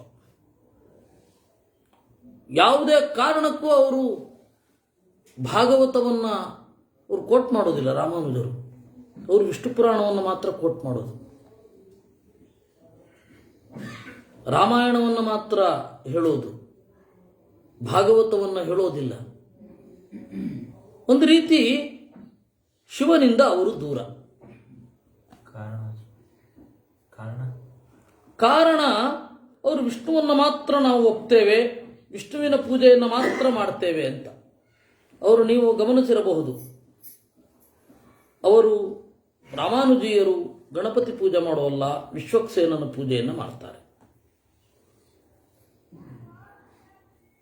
ಗಣೇಶನನ್ನು ಆರಾಧನೆ ಮಾಡುವಲ್ಲ, ಶಿವನನ್ನು ಆರಾಧನೆ ಮಾಡುವಲ್ಲ.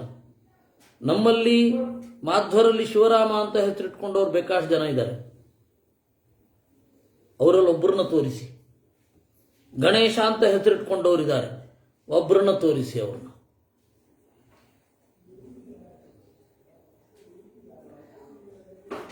ನೀವು ಉಡುಪಿಯ ಪರಿಸರದಲ್ಲಿ ಎಲ್ಲ ದೇವತೆಗಳನ್ನು ಪೂಜೆ ಮಾಡುವ ಮಾಧ್ವರು ಸಿಗ್ತಾರೆ. ಸೂರ್ಯದಲ್ಲಿ ಶಿವನನ್ನ, ಸೌತಡ್ಕದಲ್ಲಿ ಗಣಪತಿಯನ್ನ, ಕನ್ನರ್ಪಾಡಿ ವನದುರ್ಗೆ, ಎಷ್ಟು ಕಡೆ ದುರ್ಗೆಯನ್ನ, ಆಮೇಲೆ ಸೂರ್ಯನನ್ನ ಪೂಜೆ ಮಾಡುವುದು ಸಿಗುತ್ತೆ. ಸ್ಕಂದನನ್ನ ಪೂಜೆ ಮಾಡ್ತಾರೆ. ಆದರೆ ಅಲ್ಲಿ ಅದು ಯಾವುದು ಸಿಗೋಲ್ಲ.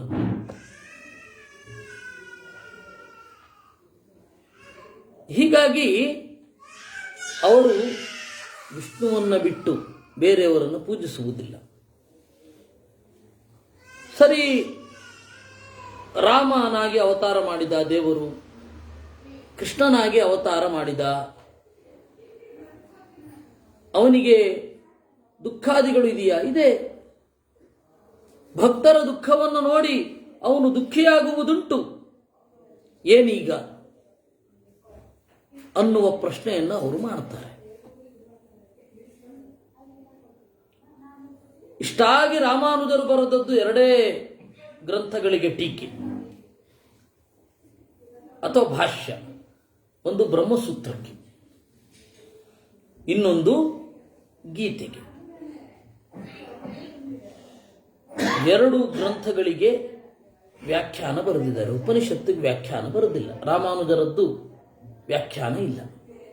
ಇದೇ ಒಂದು ಸಣ್ಣ ಗ್ರಂಥ ಇದೆ, ರಾಮಾನುಜರದ್ದೇ ಅಂತ ಹೇಳಿ ಒಂದು ಸಣ್ಣ ಗ್ರಂಥ ಇದೆ. ಇದಾದ ಮೇಲೆ ವೇದಾಂತ ದೇಶಿಕರು ಅಂತ ಹೇಳಿ ಒಬ್ರು ಬಂದರು. ಆ ವೇದಾಂತ ದೇಶಿಕರು ಹೇಳ್ತಾರೆ, ನಮ್ಮ ಮತವನ್ನು ಅನುಸರಿಸಿ, ಇಲ್ಲ ಅಂದ್ರೆ ಮಧ್ವರ ಮತವನ್ನು ಅನುಸರಿಸಿ ಅಂತ. ವೇದಾಂತ ದೇಶಿಕರ ಲೆಟರ್ ಮತ್ಸನ್ನಿಕೃಷ್ಟಮಥವಾ ಮತಮಾದ್ರಿಯಧ್ವಂ ಅಂತ. ಇದು ಇರುವಂತಹ ಸಮಸ್ಯೆ. ಆಮೇಲೆ ರಾಮ ಹಾಗೂ ಕೃಷ್ಣ ಅವರಿಗೆ ಇರುವ ಸಮಸ್ಯೆ, ಅವರಿಗೆ ಇರುವ ಕಷ್ಟಗಳು, ಕ್ಲೇಶಗಳು, ಇದಕ್ಕೆಲ್ಲ ಏನು ಗತಿ? ನಾವು ಹೇಗೆ ಅವನನ್ನು ಚಿಂತನೆ ಮಾಡುವುದು? ಇದೆಲ್ಲದಕ್ಕೂ ಅವರು ಈ ರೀತಿ ಉತ್ತರ ಕೊಡ್ತಾರೆ. ತಪ್ಪೇನು ಈಗ ಅಂತ. ದೇವರಿಗೆ ದುಃಖ ಇದ್ರೆ ಏನು? ಸರ್ವೋತ್ತಮನಾದರೂ ದುಃಖ ಬರಬಾರದು ಅಂತ ಇಲ್ಲ ಅಂತ. ಅದರಿಂದಾಗಿ ನಾವು ಆ ಮತವನ್ನು ಪೂರ್ತಿಯಾಗಿ, ಅಂದ್ರೆ ಅವರು ಎಲ್ಲಕ್ಕೂ ಬರೋದಿಲ್ಲ. ಅಂದ್ರೆ ಅವತ್ತಿನ ಕಾಲದಲ್ಲಿ ಸಮಗ್ರ ವಾಂಗ್ಮಯ ಅಂತ ಇತ್ತಲ್ಲ, ಪ್ರಸ್ಥಾನತ್ರಯ ಅಂತ ಕರೆಯೋದು. ಗೀತೆ, ಬ್ರಹ್ಮಸೂತ್ರ, ಉಪನಿಷತ್ತು, ಇದಕ್ಕೆ ಬರೀಲೇಬೇಕಿತ್ತು. ಗೀತೆ, ಬ್ರಹ್ಮಸೂತ್ರ, ಉಪನಿಷತ್ತು, ಇವುಗಳಲ್ಲಿ ಉಪನಿಷತ್ತಿಗಿಲ್ಲ, ಗೀತೆಗಿದೆ, ಬ್ರಹ್ಮಸೂತ್ರಕ್ಕಿದೆ. ಪುರಾಣ ಅನ್ನಂತೂ ಎಲ್ಲರೂ ಬಿಟ್ಬಿಟ್ಟಿದ್ರು. ಶಂಕರರು ಬಿಟ್ಟರು. ಪುರಾಣ ತರಲೇಬೇಡಿ ಅಂದ್ರೆ, ಯಾಕಂದ್ರೆ ಅದರಲ್ಲಿ ಏನೇನಿದೆ ಸಮಸ್ಯೆಗಳು ಅದನ್ನು ಪರಿಹರಿಸಲಿಕ್ಕಾಗೋದೇ ಇಲ್ಲ ಅಂತ. ಅದಕ್ಕೆ ನೀವು ನೋಡಿದರೆ ಪುರಾಣಗಳನ್ನು ವ್ಯಾಖ್ಯಾನ ಮಾಡೋದು ಬಹಳ ಕಡಿಮೆ. ಆಮೇಲೆ ಶ್ರೀಧರ ಸ್ವಾಮಿಗಳು ಅಂತ ಒಬ್ಬರು ವ್ಯಾಖ್ಯಾನ ಬರೆದರು, ಶಂಕರ ಮತದವರು ಅವರು. ಆಮೇಲೆ ಇಲ್ಲಿಯೂ ಕೂಡ ವೀರರಾಘವಾಚಾರ್ಯರು ಅಂತ ಅವ್ರದ್ದೊಂದು ವ್ಯಾಖ್ಯಾನ ಇದೆ. ಯಾವುದಕ್ಕೆ? ಭಾಗವತಕ್ಕೆ. ಬಹಳ ಕಷ್ಟಪಟ್ಟು ವ್ಯಾಖ್ಯಾನ ಬರೀತಾರೆ. ಒದ್ದಾಟ ಅಂದ್ರೆ ಒದ್ದಾಟ, ಅಲ್ಲಿರೋದನ್ನು ಒಪ್ಲಿಕ್ಕಾಗಲ್ಲ, ಇವ್ರಿಗೆ ಬಿಡ್ಲಿಕ್ಕಾಗಲ್ಲ. ಆ ಒದ್ದಾಟಗಳನ್ನು ನೀವು ನೋಡಿ ತಣಿಯಬೇಕು, ಅಷ್ಟು ಒದ್ದಾಡ್ತಾರೆ. ಇಲ್ಲ, ವಾಯುದೇವರ ಬಗ್ಗೆ ಏನು ಅಭಿಪ್ರಾಯ ಇಲ್ಲ. ಯಾಕಂದ್ರೆ ಉಪನಿಷತ್ತಿನಲ್ಲಿ ಮುಖ್ಯ ಪ್ರಾಣನ ಮಹಿಮೆಯನ್ನು ಹೇಳದ ಪ್ರಸಂಗವೇ ಇಲ್ಲ. ಉಪನಿಷತ್ತು ಬರದೇ ಇಲ್ಲ. ಸಮಗ್ರ ವೇದಕ್ಕೆ ನೀವು ವೇದವನ್ನು ನೋಡಿದ್ರೆ ಮುಖ್ಯ ಪ್ರಾಣನಿಲ್ಲದೆ ಇಲ್ಲವೇ ಇಲ್ಲ. ಕಡೆಗೆ ಶಂಕರರೂ ಕೂಡ ಪ್ರಾಣನ ಉತ್ತಮತ್ವದ ಬಗ್ಗೆ ಬರೀಲೇಬೇಕಾಯ್ತು ಷಟ್ಪ್ರಶ್ನ ಉಪನಿಷತ್ತಿನಲ್ಲಿ. ಅಂದ್ರೆ ಅಷ್ಟು ಢಾಳಾಗಿ ತೋರ್ತಾ ಇರ್ಬೇಕಾದ್ರೆ ಅದನ್ನ ಬೈಪಾಸ್ ಮಾಡ್ಕೊಂಡು ಹೋಗ್ಲಿಕ್ಕೆ ಆಗಲ್ಲ. ಬರೆದ್ರು, ಆದ್ರೆ ಅದನ್ನು ಅನುಷ್ಠಾನ ಮಾಡಲಿಲ್ಲ.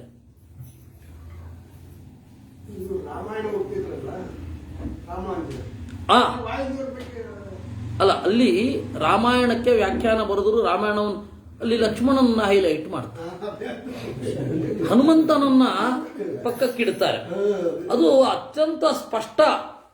ಓ, ಇವನು ಹೇಗೆ ಅಂತ, ಇವ ಕ್ಯಾರೆಕ್ಟರ್ ಸ್ಪಷ್ಟ. ಅದರಿಂದಾಗಿ ಅವರು ಈ ತರಹ ನಿರೂಪಣೆ ಮಾಡ್ತಾರೆ. ಇನ್ನು ಮೋಕ್ಷ, ಶಂಕರರು ಹೇಳಿದ ಜೀವಬ್ರಹ್ಮೈಕ್ಯವನ್ನು ಇವರು ಒಪ್ಪಲ್ಲ. ಜೀವಬ್ರಹ್ಮೈಕ್ಯವನ್ನ ರಾಮಾನುಜರು ಒಪ್ಪಲ್ಲ. ಮತ್ತೆ ಬ್ರಹ್ಮಾನಂದ ಅನುಭವವೇ ಮೋಕ್ಷ ಅಂತಾರೆ. ಪ್ರತಿಯೊಬ್ಬ ಜೀವ ಅವನವನ ಸ್ವರೂಪದ ಆನಂದವನ್ನು ಅನುಭವಿಸ್ತಾನೆ, ಬ್ರಹ್ಮಾನಂದವನ್ನೇ ಅನುಭವಿಸೋದಿಲ್ಲ. ಯಾಕೆಂದ್ರೆ ಪರಂ ಜ್ಯೋತಿರುಪಸಂಪದ್ಯ ಸ್ವೇನ ರೂಪೇಣ ಅಭಿನಿಷ್ಪದ್ಯತೆ ಅಂತಾನೆ ಉಪನಿಷತ್ತಿನಲ್ಲಿ. ಪರಂ ಜ್ಯೋತಿ ಉಪಸಂಪದ್ಯ, ದೇವರನ್ನ ಹೊಂದಿ ಸ್ವೇನ ರೂಪೇಣ ಸ್ವರೂಪದ ಆನಂದವನ್ನ ಅನುಭವಿಸುತ್ತಾನೆ, ಮುಕ್ತ. ಆಯ್ತಾ? ಸಂಪದ್ಯ ವಿಹಾಯ ಸ್ವೇನ ಶಬ್ದಾತ್ ಅಂತ ಅವನವನ ಸ್ವರೂಪದ ಅವನವನ ಪೂರ್ಣತೆ ಇರುತ್ತೆ. ನಾನು ಬ್ರಹ್ಮನನ್ನ ಇನ್ಯಾರ್ದೋ ಆನಂದವನ್ನು ಹೊಂದುವುದಿಲ್ಲ. ಇದಕ್ಕೆಲ್ಲ ಏನರ್ಥ? ಇನ್ನು ಮೋಕ್ಷದಲ್ಲಿ ಹೈರಾರ್ಕಿ ಇಲ್ಲ. ಈ ಹೈರಾರ್ಕಿ ಅನ್ನುವ ಒಂದು ಪದಕ್ಕೆ ತಾರತಮ್ಯ ಅಂತ ಇರುವ ಪದ ಅದು. ತರ ತಮ, ತರ ಮತ್ತೆ ತಮ ಅಂತ ಹೇಳಿದ್ರೆ ಈ ಸೂಪರ್ಲೇಟಿವ್ ಡಿಗ್ರಿ. ಅದು ಸೂಪರ್ಲೇಟಿವ್ ಡಿಗ್ರಿಯನ್ನು ಹೇಳುವ ಎರಡು ಪ್ರತ್ಯಯಗಳು, ತರಪ್ ಮತ್ತೆ ತಮಪ್. ಈ ತರ ಮತ್ತೆ ತಮವನ್ನು ತೆಗೆದುಕೊಂಡು ಅದರ ಭಾವ ತಾರತಮ್ಯ ಅಂತ ಆಗಿರೋದು. ಆದರೆ ಇವತ್ತು ಈ ಟಿವಿಯಲ್ಲಿ ಕೂಗುಮಾರಿಗಳು, ಬುದ್ಧಿಜೀವಿಗಳು ಇವರೆಲ್ಲ ತಾರತಮ್ಯ ಅಂದ್ರೆ ಪಕ್ಷಪಾತ, ತಾರತಮ್ಯ ಅಂದ್ರೆ ಪಕ್ಷಪಾತ ಅಂತ ತಲೆಯಲ್ಲಿ ತುಂಬಿ ತುಂಬಿ ತುಂಬಿ ತುಂಬಿ ತುಂಬಿ ತಾರತಮ್ಯ ಅಂದ್ರೆ ಪಕ್ಷಪಾತ. ಈ ಮಹತ್ವ ಸಿದ್ಧಾಂತವನ್ನು ಹೇಳುವವರಿಗೂ ಕೂಡ ತಾರತಮ್ಯ ಅಂದ್ರೆ ನೀವು ತಿಳ್ಕೊಂಡ ಹಾಗೆ ಅಲ್ಲಪ್ಪ, ಅದು ಹೈರಾರ್ಕಿ ಅಂತ ಹೇಳಲಿಕ್ಕೆ ಗೊತ್ತಾಗದೆ. ಯಾಕಂದ್ರೆ ಇವರು ಜನರ ಭಾಷೆಯನ್ನು ಅರ್ಥವೇ ಮಾಡಿಕೊಳ್ಳಿಲ್ಲ. ಜನರು ಏನು ಹೇಳಿದ್ರೆ ಏನು ತಿಳ್ಕೊಳ್ತಾರೆ ಅಂತ ಒಂದು ಸ್ಟಡಿಯೂ ಮಾಡಲಿಲ್ಲ. ಅದರಿಂದಾಗಿ ಅವ್ರೇನ್ ಮಾಡಿದ್ರು? ತಾರತಮ್ಯ, ಮಧ್ವಾಚಾರ್ಯ ತಾರತಮ್ಯವನ್ನು ಪ್ರತಿಪಾದನೆ ಮಾಡಿದ್ದಾರೆ. ಮಧ್ವಾಚಾರ್ಯ ತಾರತಮ್ಯ, ಅವ್ರಿಗೆ ತಾರತಮ್ಯ ಅಂದ್ರೆ ಪಕ್ಷಪಾತ ಅಂತ ಅರ್ಥ. ಏನು ಹೇಳಿದ್ರೆ ಏನು ಅರ್ಥ ಆಗತ್ತೆ ಅನ್ನೋದೊಂದು ಇರ್ಬೇಕಲ್ವಾ? ಇವರು ಅದನ್ನ ತೆಗೆದು ಪಕ್ಕದಲ್ಲಿ ಇಟ್ಬಿಟ್ರು, ಉರು ಹೊಡ್ಕೊಂಡು ಹೋಗೋದೆ. ಹೀಗಾಗಿ ಜನರಿಗೆ ಅಯ್ಯೋ ಮಧ್ವಾಚಾರ್ಯರ ತಾರತಮ್ಯ ಹೇಳ್ತಾರಪ್ಪ ಅವರು. ಏನು ತಾರತಮ್ಯ? ಅವ್ರಿಗೆ ತಲೆನಲ್ಲಿ ಪಕ್ಷಪಾತ ಅಂತ ಕೂತಿರ್ತದೆ. ಪಕ್ಷಪಾತ ಅಂತಲ್ಲ, ಹೈರಾರ್ಕಿ ಅಂತ ಹೇಳಿದ್ದು ಆಚಾರ್ಯರು. ಇವನಿಗೆ ಒಬ್ಬನಿಗೆ ಇಷ್ಟು ಆನಂದವನ್ನು ಅನುಭವಿಸುವ ಯೋಗ್ಯತೆ ಇರುತ್ತೆ, ಇವನಿಗೆ ಇನ್ನೊಬ್ಬನಿಗೆ ಇಷ್ಟು ಆನಂದವನ್ನು ಅನುಭವಿಸುವ ಯೋಗ್ಯತೆ ಇರುತ್ತೆ. ಅದರಲ್ಲಿ ಏನಿದೆ? ಉಪನಿಷತ್ತಿನಲ್ಲಿ ಹೇಳಲಿಲ್ವಾ? ತೇ ಯೇ ಶತಂ ಮಾನುಷಾಣಾಮಾನಂದಾ ಸ ಏಕೋ ಗಂಧರ್ವಾಣಾಮಾನಂದ. ಆ ತರಹ ಇದೆ. ಸ ಏಕೋ ಬೃಹಸ್ಪತೇರಾನಂದ ಶ್ರೋತ್ರಿಯಸ್ಯ ಚ ಕಾಮಃ ತಸ್ಯ ಅಂತ ಹೇಳಿ ವೇದದಲ್ಲಿ ಸ್ಪಷ್ಟವಾಗಿ ಆ ಹೈರಾರ್ಕಿಯನ್ನು ಹೇಳಿದ್ದಾರೆ. ಇವನಿಗಿಂತ ಇವನಿಗೆ ಹೆಚ್ಚು ಆನಂದ, ಇವನಿಗಿಂತ ಇವನಿಗೆ ಹೆಚ್ಚು ಆನಂದ. ಇದು ಎಲ್ಲಾ ವೇದಗಳಲ್ಲಿ ಇದೆ. ಛಾಂದೋಗ್ಯೋಪನಿಷತ್ತಿನಲ್ಲಿ ಇದೆ, ಬೃಹದಾರಣ್ಯಕೋಪನಿಷತ್ತಿನಲ್ಲಿ ಇದೆ, ತೈತ್ತಿರೀಯೋಪನಿಷತ್ತಿನಲ್ಲಿ ಇದೆ, ಕಠೋಪನಿಷತ್ತಿನಲ್ಲಿ ಇದೆ.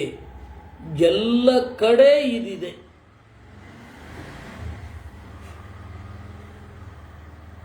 ಹೈರಾರ್ಕಿ, ಕ್ರಮಿಕತೆ ಅಂತ ಹೇಳೋಣ, ತಾರತಮ್ಯ ಅಂತ ಹೇಳೋದು ಬೇಡ, ಕ್ರಮಿಕತೆ. ಎಲ್ಲ ಕಡೆ ಈ ಬೇರೆ ಬೇರೆ ಲೆವೆಲ್ಗಳಿದೆ. ಆದರೆ ಇದ್ಯಾವುದನ್ನು ಅವರು ಗಮನಿಸಲಿಲ್ಲ. ಕೃಷ್ಣ ಸತ್ವಗುಣ, ರಜೋಗುಣ, ತಮೋಗುಣ ಮೂರು ತರಹದ ಜೀವರಿದ್ದಾರೆ ಅಂತಾನೆ. ಇವರು ಆ ಮೂರು ತರಹದ ಜೀವರಿಗೆ ಬೇರೆ ಗತಿ ಕೃಷ್ಣನೇ ಹೇಳಿದ್ದಾನೆ, ಇವರು ಅದನ್ನ ಮುಚ್ಚಿಟ್ಟು. ಅಲ್ಲಿ ಕೃಷ್ಣ ಏನು ಹೇಳಿದಾನೋ ಅದನ್ನು ಒಪ್ಪಬೇಕು. ಸತ್ಯ ಏನಿದೆಯೋ ಅದು. ಇವಾಗ ನಾವು ಎಷ್ಟೇ ಕೋಮು ಸೌಹಾರ್ದ ಅಂದ್ರು ನಾವು ಒಪ್ಪಬಹುದು, ಅವ್ರು ಒಪ್ತಾರ? ಇವಾಗ ನಾವು ನಮ್ಮಲ್ಲಿ ಈದ್ ಮಿಲಾದಿಗೆ, ಆಮೇಲೆ ಕೃಷ್ಣ ಜಯಂತಿಗೆ ನಾವೆಲ್ಲ ಪೋಸ್ಟ್ ಹಾಕ್ತೀವಿ, ಅವ್ರು ಒಬ್ರು ಹಾಕ್ತಾರ?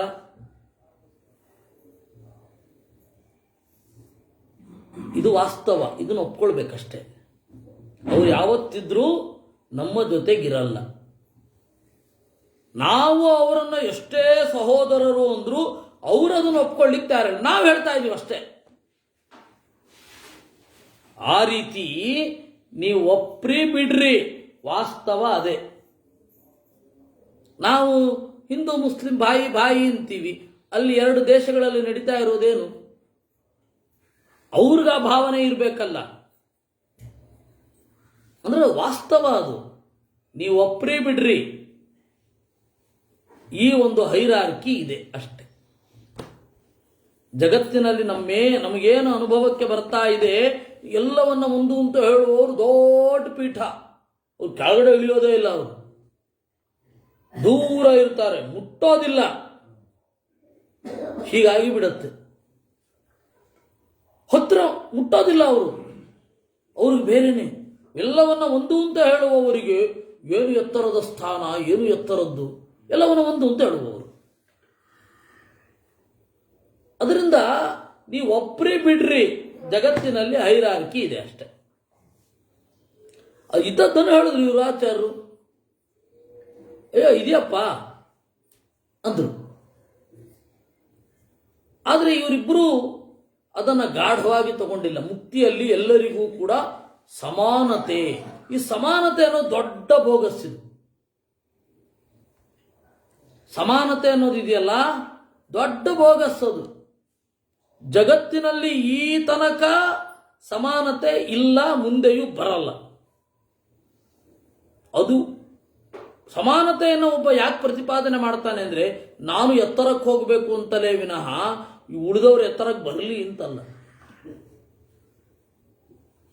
ಯಾರನ್ನಾದ್ರೂ ನೋಡಿ ನೀವು ಸಮಾನತೆ ಸಮಾನತೆ ಸಮಾನತೆ ಅಂತ ಹೇಳ್ತಾ ಇರ್ತಾನೆ. ಒಮ್ಮೆ ಆದ್ರೂ ಜಗತ್ತಿನಲ್ಲಿ ಒಬ್ಬ ಆದ್ರೂ ಸಮಾನವಾದ ಹಕ್ಕುಗಳಿಗೆ ಹೋರಾಡುವವ ತನ್ನ ಮನೆಯ ಕೆಲಸದವಳಿಗೆ ಅರ್ಧ ಸಂಬಳ ಕೊಡ್ತಾನ, ತನ್ನದು ಸಮಾನವಾಗಿರ್ಬೇಕು ಅಂತ. ಈ ವಸ್ತುವಿಗೆ ಎಷ್ಟು ಬೆಲೆಯೋ ಅಷ್ಟೇ ಬೆಲೆ ಕೊಡೋದು. ಅದರಿಂದಾಗಿ ಪ್ರಾಕ್ಟಿಕಲ್ ಯಾವುದು, ವಾಸ್ತವ ಡಾಗ್ಮ್ಯಾಟಿಕ್ ಯಾವುದು? ಹೈರಾರ್ಕಿಯೇ. ನೀವು ಒಪ್ಪದಿದ್ದ ಮಾತ್ರಕ್ಕೆ ಅದು ಇಲ್ಲ ಅಂತ ಇಲ್ಲ. ಅದನ್ನ ನಾವು ಒಪ್ಕೊಳ್ಬೇಕಷ್ಟೆ, ವಾಸ್ತವವನ್ನು ನಾವು ಒಪ್ಕೊಳ್ಬೇಕು. ಹೀಗಾಗಿ ವೇದದಲ್ಲಿ ಪರಾಪೂರ್ವೇತಾಂ ಚಕ್ಷಾವೃಣಕ್ತಿ ವಿತರ್ತುರಾಣೋ ಅಪರೇ ಬಿರೇತಿ ಅಂತ ಹೇಳಿದ್ದಾರೆ. ದೇವರು 3 ತರಹದ ಜನರನ್ನು ವೇದದಲ್ಲಿ, ಋಗ್ವೇದದಲ್ಲಿ ದೇವರು 3 ತರಹದ ಜನರನ್ನು 3 ತರಹದ ಗತಿಗೆ ಕಳಿಸ್ತಾನೆ. ಉತ್ತಮರನ್ನ, ಜ್ಞಾನಾದಿಗಳಿಂದ ಕೂಡಿದವರನ್ನು ಪ್ರೀತಿಸುತ್ತಾನೆ. ಗೀತೆಯಲ್ಲೂ ಅದನ್ನೇ ಹೇಳಿರೋದು. ಊರ್ಧ್ವಂ ಗಚ್ಚಂತಿ ಸತ್ವಸ್ಥಾಹ, ಮಧ್ಯೆ ತಿಷ್ಠಂತಿ ರಾಜತಾಹ, ಜಘನ್ಯ ಗುಣವೃತ್ತಿಸ್ಥಾಹ, ಅಧೋ ಗಚ್ಚಂತಿ ತಾಮಸಾಹ. ಇದು ಕೃಷ್ಣ ಹೇಳಿದ ಮಾತು. ಕೃಷ್ಣ ಹೇಳಿದ ಮಾತು ಸುಳ್ಳು ಅಂತ ಅನ್ಬೇಕಷ್ಟೆ. ಹಾಗಾದ್ರೆ ಯಾಕೆ ವ್ಯಾಖ್ಯಾನ ಮಾಡಿದ್ರಿ ನೀವು? ಗೀತೆ ಅಂತ ಯಾಕೆ ವ್ಯಾಖ್ಯಾನ? ಗೀತೆಯಲ್ಲಿ ಇದೆಯಲ್ಲ ಇದು.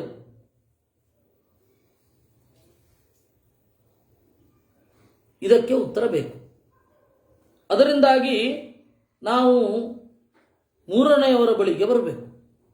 ಮಧ್ವರು ಬಂದರು. ಮಧ್ವರು ಬರುವ ಕಾಲಕ್ಕೆ ಎಷ್ಟೋ ಜನರಿಗೆ ಈ ಒಂದು ಸಮಸ್ಯೆ, ಇದು ಏನಿದು, ಯಾಕೋ ಸರಿ ಹೋಗ್ತಾ ಇಲ್ಲ, ಯಾಕೋ ಸರಿ ಹೋಗ್ತಾ ಇಲ್ಲ ಅಂತ ಅನ್ನಿಸ್ತಾ ಇತ್ತು. ಅದು ನಾವು ಇದರಲ್ಲಿ ಕಾಣೋದು, ಮೊದಲು ತ್ರಿವಿಕ್ರಮ ಪಂಡಿತರ ಅಪ್ಪ ಸುಬ್ರಹ್ಮಣ್ಯ ಪಂಡಿತರು. ಅವರು ಹೇಳಿದ್ರು, ಮಗು ನನಗೆ ಬಹಳ ಗೊಂದಲ ಆಗ್ತಾ ಇದೆಯಪ್ಪ. ನಕಲೌ ನಿರ್ಗುಣ ಭಾವನಾ ಸುಖಾಯ. ಕಲಿಯುಗದಲ್ಲಿ ದೇವರಿಗೆ ಗುಣ ಇಲ್ಲ ಅಂತನ್ನುವ ಭಾವನೆ ಏನಿದೆ ಅದು ಸುಖವನ್ನು ಕೊಡುವುದಿಲ್ಲ. ಅದರಿಂದಾಗಿ ಭಜದೇವಂ ವಸುದೇವಸೂನುಮೇವ, ದೇವರನ್ನ ತಿಳಿಯಲಿಕ್ಕೆ ದೇವರನ್ನೇ ಶರಣಾಗು ಅಂತ. ತ್ರಿವಿಕ್ರಮ ಪಂಡಿತರಿಗೂ ಕೂಡ ಅನೇಕ ಪ್ರಶ್ನೆಗಳು ಇತ್ತು, ಅದಕ್ಕೆ ಉತ್ತರವೇ ಸಿಕ್ಕಿರಲಿಲ್ಲ. ಗ್ರಂಥವನ್ನು ಓದಿದ ಮೇಲೆ ಉತ್ತರ ಸಿಗದೆ ಹೋದ ಮೇಲೆ ಹಲವಾರು ವರ್ಷ ಕಾಯಬೇಕು. ಉತ್ತರ ಸಿಕ್ಕೀತಾ ಸಿಕ್ಕೀತಾ ಸಿಕ್ಕೀತಾ ಅಂತ. ಅದೆಲ್ಲ ಅಧ್ಯಯನ ವ್ರತದಲ್ಲಿ ಬರುವಂಥದ್ದು. ಅದು ಇನ್ಯಾವತ್ತೋ ಉತ್ತರ ಸಿಗತ್ತೆ. ಆ ಕೂಡಲೇ ಉತ್ತರ ಸಿಗೋದೇ ಇಲ್ಲ, ಯಾರಿಗೂ ಸಿಗಲ್ಲ. ಅಷ್ಟು ವರ್ಷಕ್ಕಾದರೂ ಸಿಕ್ಕಿರಲಿಲ್ಲ. ಇದಾದ ಮೇಲೆ ಅಚ್ಯುತ ಪ್ರಜ್ಞರ ಗುರುಗಳು, ಅವ್ರ ಹೆಸರೇನು ಅಂತ ಗೊತ್ತಿಲ್ಲ, ಅವರು ಸಾಯ್ಬೇಕಾದ್ರೆ ಹೇಳಿದ್ರಂತೆ, ಮಗು, ನನ್ನ ಗುರುಗಳಿಗೂ ಕೂಡ ಈ ಉಪಾಸನೆಯಲ್ಲಿ ಉತ್ತರ ಸಿಕ್ಕಿರಲಿಲ್ಲ, ಅನುಭವಕ್ಕೆ ಬಂದಿರಲಿಲ್ಲ. ಅದರಿಂದ ಅನಂತೇಶ್ವರನನ್ನ ಭಜಿಸು ಅಂತ ಅವ್ರು ಹೇಳಿದರು. ನಾನು ಸಾಯಲಿಕ್ಕೆ ಬಂದಿದ್ದೇನೆ, ನನಗೂ ಉತ್ತರ ಸಿಕ್ಕಿಲ್ಲ, ಅದರಿಂದಾಗಿ ನಿನಗೆ ಹಾಗಾಗದೇ ಇರಲಿ ಅಂತ ಆಶೀರ್ವಾದ ಮಾಡಿದ್ರಂತೆ.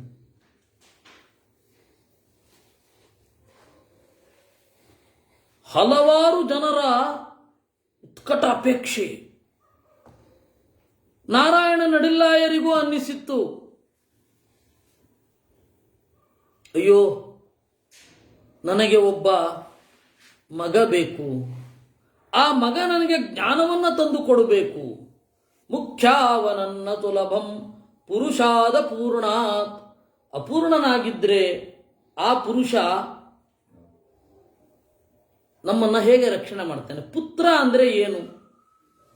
ನರಕದಿಂದ ಪಾರು ಮಾಡುವವ ಅಂತ. ನಾವು ಹುಟ್ಟಿಸಿದ ಮಗು ಸಮಾಜಕ್ಕೆ ಒಳಿತು ಮಾಡಿದರೆ ಆ ಒಳಿತಿಗೆ ನಾವೂ ಕೂಡ ಕಾರಣ. ಯಾಕೆಂದ್ರೆ ಅವನಿಗೆ ಆ ದೇಹ ಕೊಟ್ಟಿದ್ದೀವಿ, ಆ ಸಂಸ್ಕಾರ ಕೊಟ್ಟಿದ್ದೀವಿ, ಆ ಬುದ್ಧಿಯನ್ನು ಕೊಟ್ಟಿದ್ದೇವೆ ಅಲ್ವಾ? ನಾವು ಕೊಟ್ಟ ದೇಹ ಅಲ್ವಾ ಅದು. ಹೀಗಾಗಿ ಮಗ ಒಳಿತು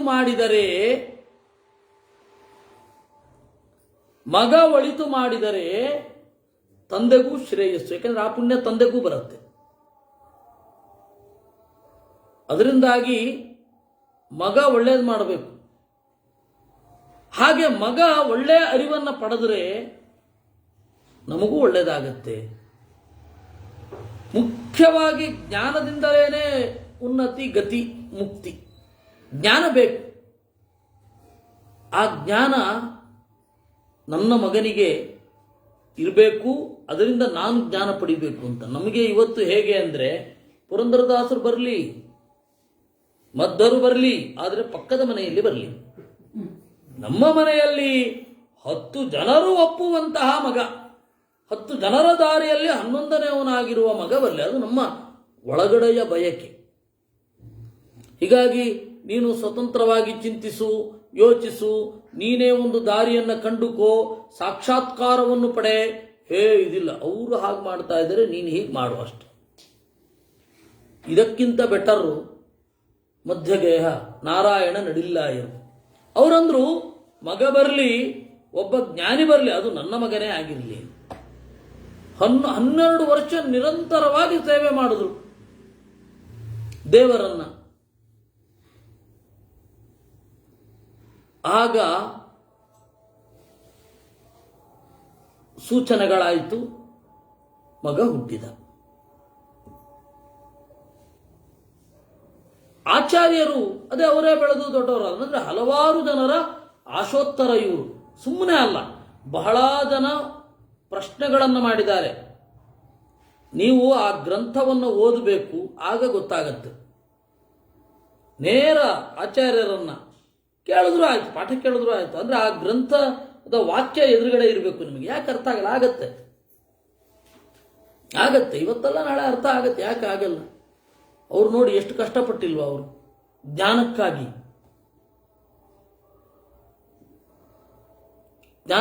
ಎಷ್ಟು ಕಷ್ಟಪಟ್ಟಿಲ್ಲ ಹಿಂದಿನವರು. ನಮಗೆ ಅಷ್ಟು ಕಷ್ಟಪಡಲಿಕ್ಕೆ ಇಷ್ಟ ಇಲ್ಲ, ಕೂಡಲೇ ರಿಸಲ್ಟ್ ಬರಬೇಕು. ಬೇಡ, ಫಾಸ್ಟ್ ಫುಡ್ ಬೇಡವೇ ಬೇಡ. ನಮಗೆ ಬೇಕಾದದ್ದು ಜ್ಞಾನ, ಶುದ್ಧವಾದ ಜ್ಞಾನ. ಅದನ್ನು ಪಡೆಯುವಾಗ ಒಂದು ಸ್ವಲ್ಪ ತಡ ಆಗಬಹುದು, ಆದರೆ ಅದು ಕೊಡುವ ಆನಂದ ಅಪರಂಪಾರ. ಇಲ್ಲಿ ಬನ್ನಿ, ಆಚಾರ್ಯರು ಹೇಳಿದ್ರು 3 ಪ್ರಮಾಣ: ಪ್ರತ್ಯಕ್ಷ, ಅನುಮಾನ, ಆಗಮ. ಪ್ರತ್ಯಕ್ಷ ಅಂದರೆ ಏನು? 2. ಒಂದು ಪ್ರತ್ಯಕ್ಷ 2 ಇದೆ. ಒಂದು ಜೀವ ಪ್ರತ್ಯಕ್ಷ, ಅದನ್ನು ಸ್ವರೂಪ ಜ್ಞಾನ ಅಂತ ಕರೀತಾರೆ. ಇನ್ನೊಂದು ಸೆಕೆಂಡರಿ ಸೋರ್ಸಿನಿಂದ ಬರುವ ಜ್ಞಾನ, ಊಹಿಸಿ ಓದಿ ಕೇಳಿ ಬರುವ ಜ್ಞಾನ, ಇಂದ್ರಿಯದಿಂದ ಬರುವ ಜ್ಞಾನ. ಇದು ಕೂಡ ಪ್ರತ್ಯಕ್ಷವೇ. ಕಣ್ಣಿನಿಂದ ಬಂತು, ಕಣ್ಣಿಗೆ ಕನ್ನಡಕ ಹಾಕಿದ್ದರಿಂದ ಬಂತು, ಕಣ್ಣಿಗೆ ದೂರದರ್ಶನ ಇಟ್ಟುಕೊಂಡದ್ದರಿಂದ ಬಂತು, ಮೈಕ್ರೋಸ್ಕೋಪಿನಿಂದ ಬಂತು. ಅದು ಕಣ್ಣೇ ಕಂಡದ್ದು, ಆದರೆ ಅದರ ಇನ್ಸ್ಟ್ರೂಮೆಂಟ್, ಇದನ್ನು ಅನುಪ್ರಮಾಣ. ಆಕಾಶ, ಕಾಲ, ದಿಕ್ಕು ಇದೆಲ್ಲ ಸ್ವರೂಪದಿಂದ ಗೊತ್ತಾಗುವಂಥದ್ದು. ಅದಕ್ಕೆ ಇಂದ್ರಿಯ ಇಲ್ಲದೆ ಹೋದರೂ ಅರ್ಥ ಆಗತ್ತೆ. ಆಕಾಶದ ಜ್ಞಾನ ಬರುತ್ತೆ, ಏನಿಲ್ಲದೆ ಹೋದ್ರೂ ಬರುತ್ತೆ. ಕಣ್ಣಿರೋದು ಬೇಡ, ಕಿವಿ ಇರೋದು ಬೇಡ, ಜೀವಸ್ವರೂಪ ಆಕಾಶ ಇದೆ ಅಂತ ಅರ್ಥ ಮಾಡ್ಕೊಳ್ಳುತ್ತೆ. ಅದರ ಭರವಸೆಯಿಂದಲೇ ಹುಟ್ಟು ಕುರುಡ ಕೂಡ ಹಿಂಗೆ ಕೈ ಚಾಚ್ತಾನೆ, ಯಾಕಂದ್ರೆ ಆಕಾಶ ಇದೆ ಅಂತ. ಅದು ಪ್ರತ್ಯಕ್ಷದ ತಾಕತ್ತು, ಪ್ರತ್ಯಕ್ಷ. ಆಮೇಲೆ ಆಗಮ. ಆಗಮ ಅಂದರೆ ವೇದ. ಆ ಆಗಮ ಎರಡು ರೀತಿ: ಋಗ್ವೇದ, ಯಜುರ್ವೇದ, ಸಾಮವೇದ, ಅಥರ್ವವೇದ. ಇದು ಅಪೌರುಷೇಯ ಆಗಮ, ಯಾರೂ ಮಾಡಿಲ್ಲ ಇದನ್ನ. ವೇದ ಹೇಳುತ್ತೆ, ವೇದ ಅದೇ ರೀತಿ ಡಿಕ್ಲೇರ್ ಮಾಡ್ಕೊಡೋದು, ವಾಚಾ ವಿರೂಪ ನಿತ್ಯಯ ಅಂತ. ಯಾವದ್ ಬ್ರಹ್ಮ ವಿಷ್ಠಿತಂ ತಾವತೀವಾಕ್ ಅಂತ.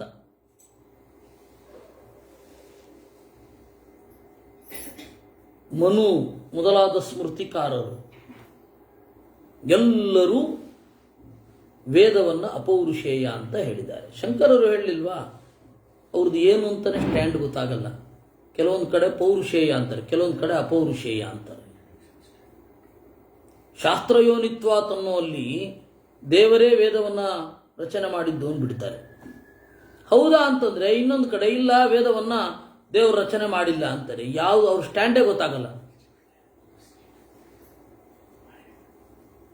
ಇರಲಿ, ರಾಮಾನುಜಾಚಾರ್ಯರ ಸ್ಟ್ಯಾಂಡು ವೇದ ಅಪೌರುಷೇಯ.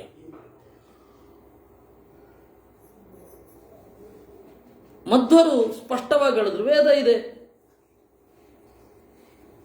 ವೇದ ಇದೆ, ಅದರಿಂದಾಗಿ ವೇದವನ್ನ ಅಪೌರುಷೇಯ ಅಂತ ವೇದಗಳೇ ಒಪ್ಪಿಕೊಂಡಿವೆ. ಅದರಿಂದಾಗಿ ವೇದ ಅಪೌರುಷೇಯ, ಆಥರ್ಲೆಸ್, ಯಾರೂ ರಚನೆ ಮಾಡಿಲ್ಲ ಅದನ್ನು.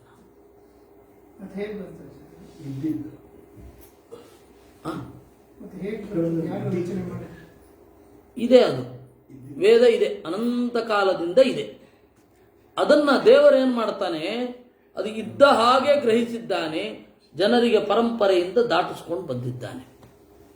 ಆ ಹೊಳಹು ಅಂತ ಒಂದಿದೆ ಋಷಿಗಳಿಗೆ, ಅದು ಋಷಿಗಳು ರಚನೆ ಮಾಡಿದ್ದಲ್ಲ ವೇದವನ್ನು. ಹೀಗಾಗಿ ನಿತ್ಯಯಾಸ್ತೌಮಿ ಬ್ರಹ್ಮತತ್ ಪರಮಂ ಪದಂ ನಿತ್ಯಾ ವೇದಾಹ ಸಮಸ್ತಾಶ್ಚ ಶಾಶ್ವತ ವಿಷ್ಣು ಬುದ್ಧಿಗಾಹ ಅಂತ. ವೇದವನ್ನು ಯಾರೂ ರಚನೆ ಮಾಡಿಲ್ಲ. ಈ ಮಾತು ನಮ್ಮಲ್ಲಿ ಆಳವಾಗಿ ಅರ್ಥ ಆಗಬೇಕು ಅಂತಾದರೆ ಇನ್ನೊಂದು ಸ್ವಲ್ಪ ದಿವಸ ಹೋಗಬೇಕು. ಆ ಹೊಳಹು ಹೇಗೆ ಬರುತ್ತೆ, ಆ ಹೊಳಹಿನ ಮೂಲ ಯಾವುದು, ಅದಕ್ಕೆ ಹೋಗಬೇಕಾಗತ್ತೆ. ಒಂದು ಮಾತು ಯಾರೂ ರಚನೆ ಮಾಡದೆ ಹೊಳೆಯೋದು ಹೇಗೆ ಅನ್ನೋದಕ್ಕೆ ಒಂದು ಸ್ವಲ್ಪ ವರ್ಷಗಳನ್ನು ಕ್ರಮಿಸಬೇಕಾಗತ್ತೆ. ಹೀಗಾಗಿ ಆ ವೇದ ಏನಿದೆ ಅದನ್ನು ನಿತ್ಯ ಅಂತ ವೇದ ಹೇಳ್ತಾ ಇದೆ. ನಾನು ಯಾರಿಂದಲೂ ರಚಿತವಾಗಿಲ್ಲ ಅಂತ ವೇದದ ಡಿಕ್ಲರೇಷನ್ ಇದೆ. ವೇದಾಂತ ಕೃತ್ ವೇದ ವಿದೇವಚಾಹಂ ಅಂತ ಕೃಷ್ಣ ಗೀತೆಯಲ್ಲಿ. ವೇದಾಂತ ಕೃತ್, ನಾನು ವೇದಾಂತ ಬ್ರಹ್ಮಸೂತ್ರವನ್ನ ಮಹಾಭಾರತವನ್ನ ರಚನೆ ಮಾಡಿದ್ದೇನೆ. ವೇದವಿತ್, ವೇದವನ್ನ ಪಡೆದಿದ್ದೇನೆ. ವೇದವನ್ನು ರಚನೆ ಮಾಡಿಲ್ಲ, ನಾನು ವೇದವನ್ನು ಪಡೆದಿದ್ದೇನೆ ಅಂತ ಕೃಷ್ಣ ಹೇಳಿದ್ದಾನೆ ಗೀತೆಯಲ್ಲಿ. ಮಹಾಭಾರತದಲ್ಲಿಯೂ ಬೇಕಷ್ಟು ಕಡೆ ವೇದ ಅಪೌರುಷೇಯ, ವೇದ ಅಪೌರುಷೇಯ ಅಂತಿದೆ. ಈ ಮಾತು ನಮ್ಮ ಬಗೆಯಾಳದಲ್ಲಿ ಇಳಿಲಿಕ್ಕೆ ಒಂದು ಸ್ವಲ್ಪ ಟೈಮ್ ಬೇಕು. ಅದು ನಮ್ಮ ಅನುಭವ ಆಗಲಿಕ್ಕೆ ಒಂದು ಸ್ವಲ್ಪ ದೂರ ಸಾಗಬೇಕು. ಇರಲಿ, ಕೃಷ್ಣ ಹೇಳೋದು ಗೀತೆಯಲ್ಲಿ ಮತ್ತೆ ಬೇರೆ ಪುರಾಣದ ಗ್ರಂಥಗಳಲ್ಲಿ ಮತ್ತೆ ಸ್ವಯಂ ಮಹಾಭಾರತದಲ್ಲಿ ಬ್ರಹ್ಮಸೂತ್ರದಲ್ಲಿ ವೇದದ ಅಪೌರುಷೇಯತ್ವವನ್ನೇ ಹೇಳೋದು. ಪಂಚರಾತ್ರದಲ್ಲಿ ವೇದದ ಅಪೌರುಷೇಯತ್ವವನ್ನೇ ಹೇಳೋದು. ಈ ಅಪೌರುಷೇಯತ್ವವನ್ನ ನೀವು ಅನುಭವಿಸಬಹುದು. ಅದನ್ನು ದೇವರೇನು ಮಾಡ್ತಾನೆ, ಸೃಷ್ಟಿಯ ಆದಿಯಲ್ಲಿ ಉಪದೇಶ ಮಾಡ್ತಾನೆ ಬ್ರಹ್ಮದೇವರಿಗೆ. ಆಮೇಲೆ ಆ ಪರಂಪರೆ ಬೆಳ್ಕೊಂಡು ಹೋಗುತ್ತೆ. ಹೀಗಾಗಿ ಗುರುಗಳು ಅಂತಂದ್ರೆ ಬ್ರಹ್ಮದೇವರು ಮಾತ್ರ. ಗುರುಗಳು ಅಂದ್ರೆ ಬ್ರಹ್ಮದೇವರು ಮಾತ್ರ, ಬೇರೆ ಯಾರೂ ಅಲ್ಲ. ಹೀಗಾಗಿ ಗುರುಗಳಿಲ್ಲದೆ ಗುರುಗಳನ್ನ ಮೀರಬಾರದು ಅಂದ್ರೆ ಅವ್ರನ್ನ ಮಾತ್ರ ಮೀರಬಾರದು ಅಂತ. ಇಲ್ಲ ಅಂದ್ರೆ ಆಚಾರ್ಯರು ಹೇಳ್ತಾರೆ, ಒಬ್ಬ ಗುರುವಿನಿಂದ ನಿಮಗೆ ಜ್ಞಾನ ಸಿಗದೆ ಹೋದ್ರೆ ಅವನನ್ನು ಬಿಟ್ಟು ಬೇರೆ ಕಡೆಗೆ ಹೋಗ್ಬೋದು. ಯಾಕೆಂದ್ರೆ ಜ್ಞಾನ ಮುಖ್ಯ, ಗುರು ಅಲ್ಲ. ಎಲ್ಲರೂ ಏನು ಹೇಳ್ತಾರೆ ಅಂದ್ರೆ ಗುರು ಅಂದ್ರೆ ದೇವರಿಗಿಂತ ದೊಡ್ಡವನು ಅನ್ನೋ ಹಾಗೆ ಹೇಳ್ತಾರೆ. ಆಚಾರ್ಯರು ಅದನ್ನು ಹೇಳಲ್ಲ, ಯಾವತ್ತೂ ಹೇಳಲ್ಲ. ನಿಮಗೆ ಜ್ಞಾನ ಮುಖ್ಯ. ಜ್ಞಾನಕ್ಕಾಗಿ ಈ ಗುರುವಿನ ಹತ್ತಿರ ಜ್ಞಾನ ಸಿಗದೆ ಹೋದರೆ ಬೇರೆ ಗುರುವಿನ ಹತ್ತಿರ ಹೋಗಬಹುದು, ಗುರುವನ್ನು ಪರೀಕ್ಷೆ ಮಾಡಬಹುದು ಅಂತ ಹೇಳ್ತಾರೆ. ಹೇಗೆ ಶಿಷ್ಯನನ್ನ ಗುರು ಪರೀಕ್ಷೆ ಮಾಡಬಹುದೋ ಹಾಗೇ ಶಿಷ್ಯ ಗುರುವನ್ನೂ ಪರೀಕ್ಷೆ ಮಾಡಬಹುದು. ಇವರಿಗಿಂತ ಜ್ಞಾನ ಬೇರೆ ಕಡೆ ಸಿಗತ್ತೆ, ಇವರಿಗಿಂತ ಉತ್ತಮರಾದವರು ಬೇರೆ ಕಡೆ ಸಿಗತ್ತೆ ಅಂದ್ರೆ ನಿರ್ದಾಕ್ಷಿಣ್ಯವಾಗಿ ಬಿಟ್ಟು ಹೋಗ್ಬೋದು.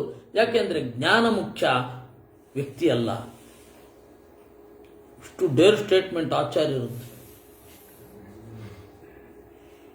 ಏನು ಹೇಳ್ತಾರೋ, ಬೇರೆ ಯಾರು ಹೇಳ್ತಾರೆ? ಇವರೆಲ್ಲರೂ ನನ್ನನ್ನು ಒಪ್ಪಿಕೊಂಡಿರಲಿ, ನಾನು ಹೇಳಿದೆ ಎನ್ನುವ ಒಂದೇ ಒಂದು ಕಾರಣಕ್ಕೆ ನನ್ನ ಜೊತೆಗಿರಲಿ ಅಂತಲೇ ಬಯಸುವಾಗ ಆಚಾರ್ಯರು ಹೇಳೋದು ಹೀಗೆ. ನಾವು